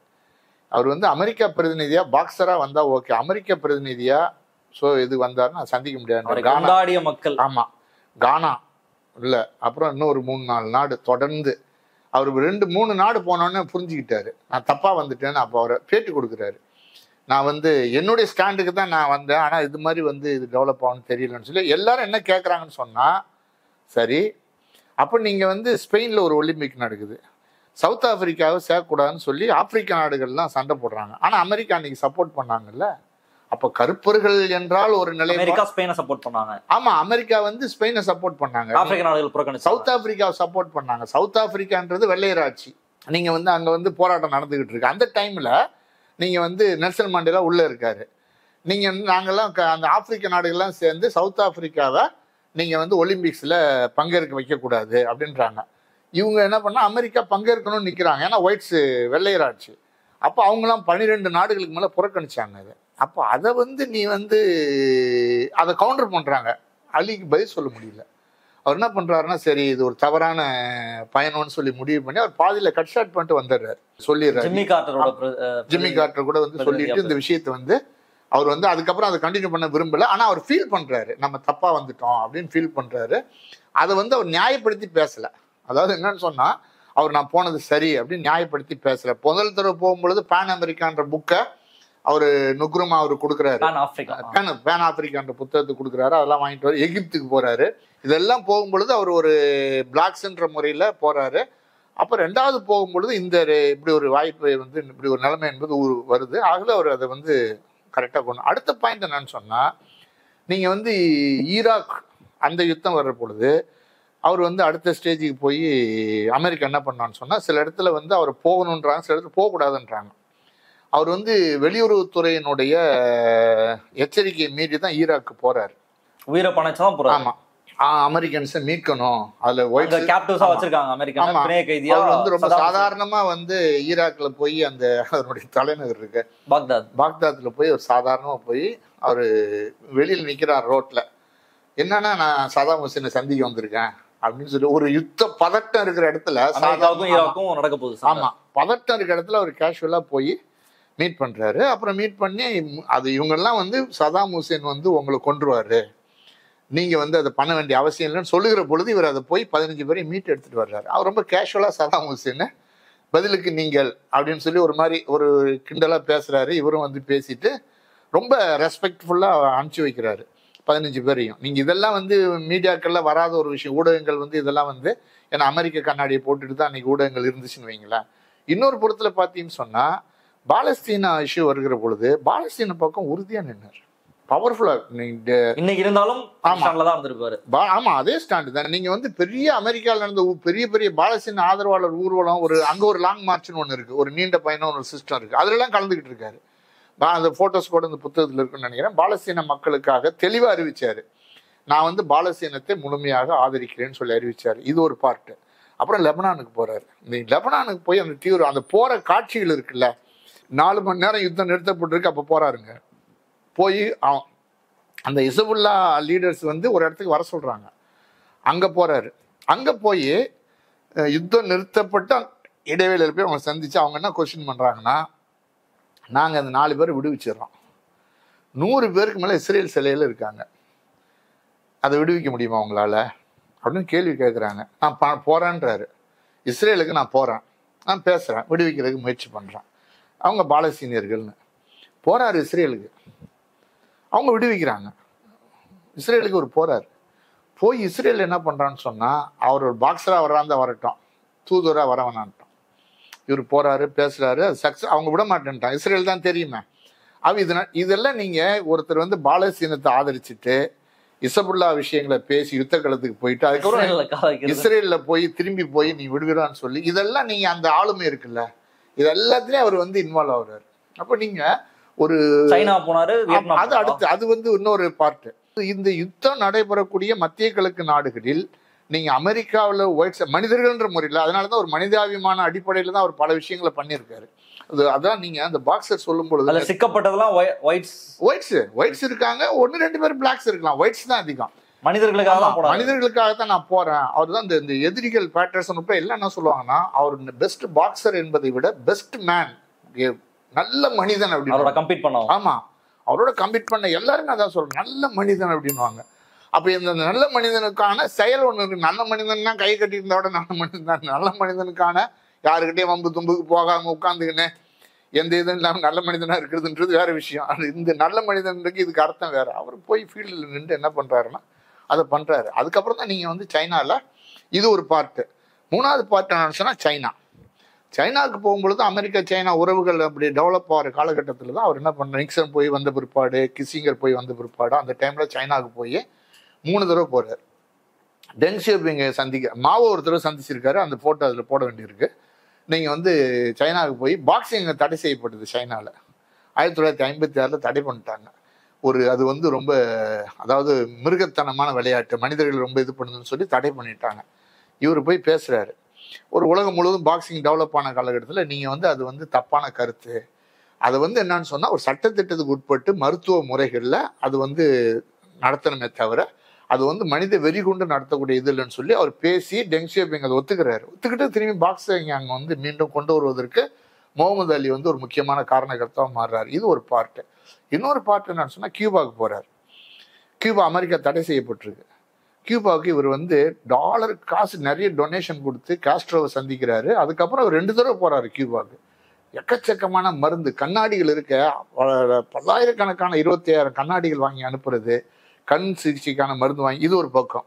இதெல்லாம் நீங்கள் வந்து என்னன்னு சொன்னால் அவர் வந்து போகிறாரு. அதே மாதிரி நீங்கள் மற்ற சில ட்ரஸ்டி உதவிகள், நிலக்கரி சுரங்கத்தில் செத்தவங்க ஆப்பிரிக்க நாடுகளில், அதே மாதிரி நீங்கள் வந்து அமெரிக்காவில் ட்ரஸ்ட் ஆரம்பிக்கிறது, இங்கிலாந்தில் இருக்கக்கூடிய அந்த காதுகள் அவர் பள்ளிக்கு உதவி செய்வது, இது எக்கச்சம். அவங்க பொண்ணு சொல்லியிருப்பாங்க, யார் அவங்க பொண்ணு பாக்ஸராக இருக்காங்களா ஆலி, அவங்க என்ன சொல்லியிருப்பாங்கன்னு சொன்னால், எங்கள் அப்பா போயிட்டே இருப்பார் ரோட்டில், அங்கே கொஞ்சம் சாலை ஓரத்தில் சில கருப்பர்கள் இருந்தாங்கன்னா டக்குன்னு காரில் தூக்கி போட்டு எல்லாம் வீட்டுக்கு கொண்டு வந்து நடு வீட்டில் வச்சுட்டு சாப்பாடு வாங்கி கொடுத்து சாப்பிட்டுட்டு திரும்பி போய் என்ன பண்ணுவாருன்னா, யார் யாரெல்லாம் வந்தாங்களோ 25 பேருக்கும் போய் ஹோட்டலில் 1 மாதத்துக்கு பணம் கட்டிட்டு போயிடுவார். 1 மாதம் உங்களுக்கு சோறு கொடுன்னு சொல்லி. அப்படிப்பட்ட ஆள் ஒரு மாதிரி எந்த நேரத்தில் என்ன நடக்கும்னு தெரியாது. அப்படி வந்து அவர் வந்து கீழெல்லாம் வந்து அவர் வந்து உறவு வச்சிருந்தான்னு சொல்லலாம். அப்படி ஒரு மனிதாபிமான மிக்க முறைகளில் அவருடைய செயல்பாடுகள் என்பது இருந்தது. அதனுடைய தொடர்ச்சியாக தான் நீங்கள் ஒரு விஷயத்தை இந்த இடத்துல பார்க்கணும். நீங்கள் வந்து இந்த சோவியத் யூனியனுக்கு அந்த இப்போ ஒலிம்பிக் டைமில் தான் இந்தியாவுக்கு வர்றார். வந்து இந்திரா காந்தி சந்திக்கிறார். சந்தித்து அவர் வந்து அதில் கலந்துக்குவாங்க. இந்திரா காந்தி தெளிவாக சொல்லிட்டாங்க, அது ஏற்றுக்க முடியாதுன்ட்டாங்க அவர்கிட்ட. அதாவது சோவியத் யூனியன் வந்து ஒலிம்பிக்கில் பங்கு பெறுவது, அவங்க ஆப்கானிஸ்தான் வந்ததில்லை. இந்திரா காந்தி வந்து இந்தியாவினுடைய அரசியல் நிலைப்பாடு வேறு. அவங்க என்ன சொல்லிட்டாங்கன்னா அவர்கிட்ட அது தெளிவாக இல்லைன்ட்டாங்க. அதுக்கப்புறம் சென்னைக்கு வந்து சென்னையில் ஒரு சிறுவனோட மோதி அவர் தான் கொஞ்சம் பின்னாடி அந்த ஒரு வேலையெல்லாம் கிடைச்சி, அந்த பையன் வேலை கிடைக்காம தான் அதெல்லாம் வந்தது. சென்னையோட ஒரு முக்கியமான பாக்ஸரோட ஃபைட். ஆமா, பாம்பேல அவர் பேர்ல ஒரு ஸ்ட்ரீட்டுக்கு பேர் வச்சுட்டாங்க. அவ்வளோ ஜனம் வர்றதுக்கு முன்னாடி. ஆமா, அவர் வர்றதுக்கு முன்னாடியே ஸ்ட்ரீட்டுக்கு பேர் வச்சுட்டாங்க. பேசுறாரு. சென்னையில வந்து எம்ஜிஆரை சந்திக்கிறாரு, அதே மாதிரி கலைஞர் குடும்பத்தை சந்திக்கிறாரு. எல்லா லெவல்லையும் அவர் வந்து என்ன பண்ணியிருக்காருன்னு சொன்னா, அவருடைய கடைசி காலகட்டம் வரைக்கும் இந்த மாதிரியான பணிகள்ல இருந்தார். அவர் வந்து பார்க்கின்சன்ஸ் நோய் வந்த பிற்பாடு தான் கொஞ்சம் அவருடைய மூவிங்கில் பிரச்சனை இருந்தே தவிர கடைசி வரைக்கும் அவர் வந்து இந்த ஆக்டிவிட்டீஸ்ல இருந்தாரு. ஒரு முக்கியமான கேள்வி வந்து என்னன்னா, முழுமையாக அமெரிக்காவோட ஸ்டாண்ட்ல இருந்து விலகி தான் இருந்திருக்காரு. ஸ்டார்டிங்ல இருந்து ஒரு சில இடங்கள்ல அமெரிக்கா அவரை பயன்படுத்திருக்க நினைச்சிருக்கு. இவருடைய பொலிட்டிக்கல் இன்டென்ஷனால இவரும் வந்து அமெரிக்காவை பயன்படுத்திருக்காருன்றது புரியுது. எப்படி விட்டு வச்சாங்க இவரை? அமெரிக்காவுக்கு எதிரான நிலைப்பாடு எடுத்தாலே அவங்களை இல்லாம ஆக்கிறது அப்படின்றத அமெரிக்காவினுடைய குணமாக நம்ம பார்த்திருக்கோம். அப்படிங்கும்போது எப்படி சமாளிச்சார் அது ஊடகங்களை, அது அமெரிக்க அடக்குமுறை எப்படி ஃபேஸ் பண்ணாது? இல்ல, அவர் வந்து என்ன அதுக்கு காரணம் என்னன்னு சொன்னா, நீங்க இவருக்கு பின்னாடி இருந்த அந்த பிளாக் மூவ்மெண்ட், ஒரு கட்டத்தில் இவர் வியட்நாம் எதிர்க்கிற பொழுது இவருக்கு பின்னாடி சேர்ந்த வந்த வெள்ளையர்கள். அப்புறம் இவர் என்ன பண்றாருன்னு சொன்னா, இந்த உழைப்பாளி மக்கள் எல்லாம் பழைய கருத்துக்கள் வந்து நீங்க வர வர கொஞ்சம் அதனுடைய அது செறிவூட்டப்படும்ல, அந்த அடிப்படையில் எல்லாரையும் சேர்த்து தான் அந்த விடுதலை பெற முடியுன்ற முறையில் உழைப்பாளி மக்களை அவர் பல அமைப்புகளை நீங்க வந்து ஆரம்பிக்கிற ஏற்பாடு. எலிஜா முகமது அதை வந்து அப்போஸ் பண்ணார். அப்படி பண்ணக்கூடாது, நம்ம தனி அப்படின்ற மாதிரி பேசுகிற ஏற்பாடு ஒன்று இருக்கும். அதை வந்து அப்போஸ் பண்ணார். பின்னாடி வந்து மெக்கா போயிட்டு வந்த பிற்பாடு மனிதர்கள் வந்து எப்படி வந்து ஒன்றா சேர்க்கணுன்ற முறைகளில் ஒரு சில விஷயங்கள் ஆரம்பிக்கிறாரு. இது என்னாச்சுன்னா, பிளாக்ஸு ஒயிட்ஸு இது ரெண்டுக்கும் ஒரு பெரிய பிரதிநிதி அவர் மாறிடுறாரு. ஒர்க்கிங் கிளாஸ் மக்களுக்கு பிளாக்ஸ், அப்புறம் எல்லாரும் அமைதியை விரும்பக்கூடிய, அப்புறம் பிளாக்ஸ்லயே கொஞ்சம் வசதியான எல்லாருமே வந்து இவருடைய நிலைப்பாட்டுக்கு வந்து சப்போர்ட் பண்ணணும். அது ஒரு முக்கியமான காரணம். ரெண்டாவது, பிளாக்ஸ் பாலிடிக்ஸ்ல இவர் முதல்ல வந்து நீங்க வந்து ஃபர்ஸ்ட் தடை செய்யப்பட்ட பிற்பாடு மீண்டும் பாக்ஸிங் வந்து எங்க போறாருன்னா, தீர்ப்பு வந்து ஆர்டர் கிடைக்க முன்னாடியே ஸ்டார்ட் பண்ணிடுறாங்க. ஏன்னா அந்த அந்த அந்த குறிப்பிட்ட ஏரியா இருக்குல்ல, அந்த ஏரியா முழுவதும் நீங்க வந்து பாக்ஸிங்க்கு இது பிளாக்ஸ் டாமினேட்டர்ஸ் என்று ரூலிங்கில் பல போஸ்டிங்கில் இருக்காங்க, பார்க்கலாம் வாடான்னு சொல்லி இது பண்ணுறாங்க. அப்போ நீங்கள் இயக்கங்கள்லையும் பிளாக்ஸ் டெவலப் ஆகுறாங்க. நீங்க அதுக்கப்புறம் நடந்த போராட்டங்கள்ல முழுக்க முழுக்க ஒரு கணிசமான அமெரிக்கன் ஸ்டூடெண்ட்ஸ் இதெல்லாம் வந்த பிற்பாடு அப்புறம் இன்டர்நேஷனல் இதெல்லாம் வர்ற பொழுது அமெரிக்கானா ஒரு ஈஸியா அவர் டார்கெட் பண்ண முடியல. அப்போ அவர் வேற வழி இல்லாம அவர் அடாப்ட் பண்ண வேண்டிய நிலைமை என்று அப்புறம் ஒலிம்பிக் அவர் ஜோதி எடுத்து பெரிய அளவுக்கு அவருடைய புறக்கணிக்க முடியாத ஒரு மனிதனாக மாறினாரு. அவர் என்ன அமெரிக்காவுடைய கையாளா மாறல, அவருக்கு ஒரு ஸ்டாண்ட் வரும்பொழுது அந்த ஸ்டாண்ட்ல அவர் நின்னாரே தவிர வேற எதுலயும் அவர் இது பண்ணல. அப்புறம் ஃபேமிலி விஷயத்தை பேசியிருக்காரு. அப்புறம் சில இஸ்லாம் மதம் சம்பந்தமான சில விஷயங்கள்லாம் பேசியிருக்காரு. அதெல்லாம் ஒரு பக்கம் இருக்கட்டும். பட் ஒட்டுமொத்தமா நீங்க லத்தீனுக்கு அமெரிக்க கண்டத்துல நீங்க இப்ப சேகுவாரானா அவரு ஒரு டைப் ஒரு விஷயத்துல போராடினாரு. இன்னும் பிளாக்ஸ்லயே நீங்க நிறைய பேர் அமெரிக்கால அந்த பால் கிப்சன் ஒரு ஃபேமஸான ஒரு நடிகர், அவரு இதை விட இன்னும் நிறைய பேர் அமெரிக்கால நீங்க இந்த ஸ்போர்ட்ஸ் சைட்ல இருந்து அமெரிக்காவுடைய இதை எதிர்த்து ஸ்ட்ரகிள் பண்ணவங்க பல பேர் இருக்காங்க. பாஸ்கெட்பால் பில் ரசல் அப்படின்னு. ஆமா, நீங்க அப்புறம் சினிமா துறைகள்ல இதெல்லாமே நீங்க ஆரம்ப காலகட்டத்தில் இருந்தவங்க. அப்புறம் நீங்க இதுல என்ன இவருடைய ரோல் என்னன்னு சொன்னா, இதெல்லாம் நீங்க ஒரு சேனலைஸ் பண்றதுக்கு இவருடைய பணிகள் என்பது பெரிய அளவுக்கு உதவி செஞ்சது.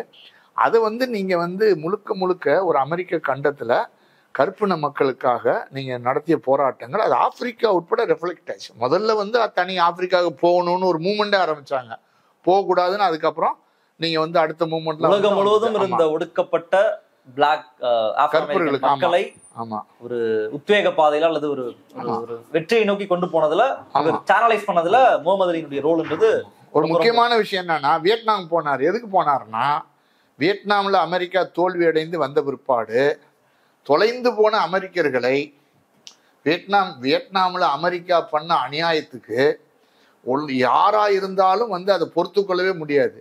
ஆனா அந்த சூழ்நிலையில அங்க தொலைந்து போன காணாமல் போன அமெரிக்கர்களை மீட்டெடுப்பதற்காக வியட்நாம்ல போய் பேச்சுவார்த்தை நடத்தினார். அரசு எதுவும் பண்ணல முதல்ல. ஆமா, அரசு அரசு ஒரு பக்கம் அது பேசிட்டாங்க. இவர் போய் அந்த மனிதாபிமான அடிப்படையில பேசினாரு. அது சில பயனை கொடுத்துச்சு. அவங்க ரொம்ப ரெஸ்பெக்டா இவரை நடத்தினாங்க. பெரிய நம்ம மற்ற இடங்கள் இது போனால் கூப்பிட்டு வச்சு என்ன முடியுமோ அந்த விஷயங்களை வியட்நாம் அதுக்குரிய மரியாதையை கொடுத்து பண்ணாங்க. அதாவது அதுலயும் ஈடுபட்டாருன்றதுதான் ஒரு முக்கியமான விஷயம். வியட்நாம்ல 2 பார்ட். ஒன்று அது, ரெண்டாவது பாதிக்கப்பட்ட அந்த மனிதாபிமான அடிப்படையில அதையும் அவர் போய் அட்டன் பண்ணாரு. பெரிய கான்ட்ரவர்சியான இடம், நம்ம போக வேண்டிய அவசியம் இல்லை அப்படின்லாம் அவர் யோசிக்கல. எந்த இடத்தில் நீங்க மனிதர்கள் பாதிக்கப்படுகிறோம் அங்கெல்லாம் அவரால் முடிஞ்ச வரைக்கும் நீங்க போய் கொண்டிருக்கிறாரு. அவர் சேகுவாரா சொன்ன மாதிரி தான், எங்கெல்லாம் மனிதன் பாதிக்கப்படுகிறானோ அங்கெல்லாம் நீங்க இருக்கணும் அப்படின்ற மாதிரி சொல்லுவார். அந்த வார்த்தைகளுக்கு ஏறக்குறைய முகமது அலி பல இடங்கள்ல அதை நடைமுறைப்படுத்தியிருக்கார். அது நீங்க முக்கியமான விஷயம். தி கிரேட்டஸ்ட் அப்படின்னு நீங்க முகமது அலி டிக்ளேர் பண்றீங்க. இந்த காரணம் ஒரு ஸ்போர்ட்ஸ் ரிங்ல மட்டும் ஒரு விளையாடல, மனிதன் எங்கெங்கெல்லாம் முடுக்கப்படுறானோ அங்கெல்லாம் போனாரு அவர். அதாவது அவருக்கு கோடியில லட்சங்கள்ல கோடிகள்ல கொட்டப்பட்ட டாலர்கள்லாம் புறக்கணிச்சு மக்களுக்காக நின்னதுனாலதான் அவர் கிரேட்டஸ்ட் அப்படின்றது உங்களுடைய பார்வை. ஆமா, ஒரு அதாவது அவரை பொறுத்த வரைக்கும் ஸ்போர்ட்ஸ்ல தான் அதை ஆரம்பிச்சாரு. ஆனா அவருடைய வாழ்க்கை முறை என்பது எல்லா விஷயத்திலையும் ஒரு யூனிக்கா ஒரு கிரேட்டஸ்டா அது மாறிச்சு. மகத்தான மனிதனாக அது மாற்றி விட்டது என்பதுதான் அவருடைய வாழ்க்கை நமக்கு சொல்லுவது. ஒருவேளை முகமது அலி இந்த ஸ்போர்ட்ஸ்ல மட்டுமே இருந்திருந்தாருன்னா இந்த அளவுக்கு. ஆமா, நீங்க எத்தனையோ ஸ்போர்ட்ஸ் பிளேயர் போயிருக்காங்கல்ல. நீங்க ஒரே ஏராளமான விளையாட்டு வீரர்கள் வந்தார்கள், வெற்றி பெற்றார்கள், சென்றார்கள், அதோட முடிஞ்சு போச்சு இல்ல. இன்னொரு நீங்க அவருடைய 74 வயசுல அவர் இவ்வளவு பெரிய தாக்கத்தை உருவாக்கி விட்டு போயிருக்குது என்பது மிக முக்கியமான விஷயம் இல்லை. அதனால சாதாரண ஸ்போர்ட்ஸ்மேன்னா அதுக்குரிய மரியாதை அதோடு முடிஞ்சு போயிடும். அந்த குறிப்பிட்ட ஸ்போர்ட்ஸுக்குள்ளதான் சுத்திக்கிட்டே இருக்கு. அவருடைய டெக்னிக்கல், அவருடைய சாதனைகள் தொடர்ந்து பேசப்படலாமே தவிர அதை தாண்டிய ஒரு ஒடுக்கப்பட்ட மக்களுக்காக பல பேர் போராடி இருப்பாங்க. பல வடிவத்துல போராடு நீங்க சிவில் ரைட்ஸ் அவங்க பல பேர் போராடி இருப்பாங்க. கம்யூனிஸ்ட்கள் வேற மாதிரி போராடி இருப்பாங்க. ஒரு ஊர்லயும் ஒரு மாதிரி இருக்கும். அதுல அவருடைய ரோல்ன்றது ஒரு முக்கியமான ரோலா நம்ம பார்க்கணும். அவர் கொடுத்த விலை அப்படின்றது என்ன நினைக்கிறீங்க? இதுக்கு அவர் கொடுத்த விலை என்பது அவர் நிறைய பொருளாதார இழப்பை சந்திச்சிருக்காரு, நிறைய அவமானப்படுத்தப்பட்டிருக்காரு. இதுக்கெல்லாம் நீங்க அவர் வசதிகள் பலதை இழந்திருக்காரு. நீங்க சாதாரண ரோட்ல ஒரு போற குணாம்சம் ஆகி போச்சுல. அவரு வசதிகள் இழந்திருக்காரு, அவர் பணத்தை இழந்திருக்காரு, வருமானத்தை இழந்திருக்காரு. அந்த குடும்பமே மிகப்பெரிய அளவுக்கு நீங்க என்னன்னு சொன்னா தாக்குதல்னா 2 விதம் இருக்கு. உளவியல் ரீதியான தாக்குதலுக்கு உள்ளாக்கப்பட்டது. அது மனைவி கூட கருத்து வேறுபாடு வந்தது. அதெல்லாம் நீங்க வந்து அவர் வந்து பர்சனல் லைஃப்ல வந்து மனைவி கூட கருத்து வேறுபாடு வந்தது, விட்டுட்டு வரக்கூடாதுன்ற விஷயங்கள் உட்பட வந்தது. அப்ப இதெல்லாம் நீங்க வந்து சந்திச்சுக்கிட்டே இருந்தாரு.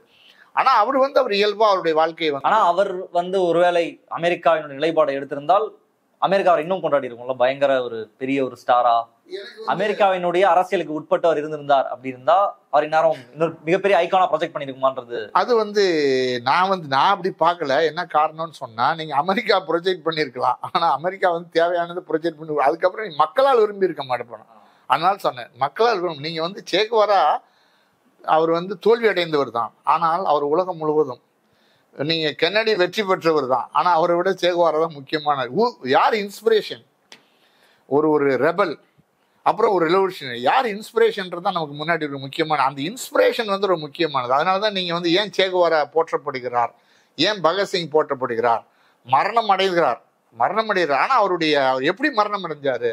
அதான் சேகுவாரை பத்தி சொல்லுவாங்களே, அவர் மரணத்தை நேசித்தார், மரணத்தை விரும்பினார். அப்படின்னா எப்படிப்பட்ட மரணத்தை விரும்பினார்? நாசர் சொல்லுவார், எகிப்து அதிபர் நாசர், நான் பார்த்த இளைஞர்லயே மரணத்தை நேசிக்கிற ஒரு ஆள் வந்தாங்க அப்படின்னு சொல்லி, மரணத்தை கூட காதல் அப்படின்ற முறையில சேகுவாரா வந்து பார்த்தாரு, ஒரு பெரிய லவ் இதா பார்த்தாரு அப்படின்னு சொல்லுவாங்களா. அப்ப நீங்க வந்து அவர் தோல்வி அடைந்தாலும் அவருடைய மரணம் ஏற்பட்ட முறைகளும் அவருடைய அந்த போராட்ட குணங்களும் முக்கியமானது. அது இன்ஸ்பிரேஷன். அதான் நீங்க முகமது அலியினுடைய அந்த போராட்டம் என்பது, அவர் நடத்திய அந்த பல்கலைக்கழகங்களுடைய ஒவ்வொரு ஸ்பீச்சும் ஒவ்வொரு உரையும் நூற்றுக்கணக்கான மாணவர்களை வந்து நீங்க வந்து உணர்வுபூர்வமாக வந்து அடுத்த கொண்டு வந்ததில்லை. அதுதான். அதை நீங்க வந்து வெற்றி பெற்றவர்கள் அமெரிக்கா தலையில தூக்கி கொண்டாடி இருந்தாலும் அது நடந்திருக்காது, இங்க இருந்து அது நடந்தது. அப்போ அப்படி போராட்டக்காரர்களுக்குன்னு தனியாக, அது மக்களோடு இருந்த போராட்டம். சும்மா நீங்க வந்து வாயளவுல இல்லை, அந்த போராட்டக்காரர்களுக்கான அது மரியாதை என்பது இருந்தது. அது முகமது அலிக்கு அது கிடைச்சிருக்கு. அதனால இந்த இடத்துல நீங்க அமெரிக்கா அவரை வந்து தூக்கி கொண்டாடி இருந்தால் அது அவருக்கு பாதகமான சில நிலைமையை தான் உருவாக்கி இருக்கும். அவரும் அதுக்கு வந்து அடிபணியாத ஒரு ஆளாகத்தான் கடைசி வரைக்கும் இருந்தார். இறுதி வரை ஒடுக்கப்பட்ட மக்களுக்காக தன்னுடைய குரலை கொடுத்து கொண்டே, ரிங்குள்ளேயும் ரிங் வெளியும். அதுதான் ஸ்போர்ட்ஸ் பிளேயர்ல த கிரேட்டஸ்டா முகமது அலியை கொண்டு வந்திருக்கு அப்படின்றது இந்த நேர்காணல் வாயிலாக நம்ம சொல்லியிருக்கோம். மக்கள் பார்த்து என்ன சொல்றாங்கன்னு பார்ப்போம். இன்றைய தினம் இந்த நிகழ்ச்சியில் கலந்துட்டு முகமது அலி குறித்து பல முக்கியமான கருத்துக்களை தெரிவித்ததற்கு ரொம்ப ரொம்ப நன்றி. இந்த புத்தகம் தான் தோழர் எழுதியிருக்காரு, நானே மகத்தானவன்.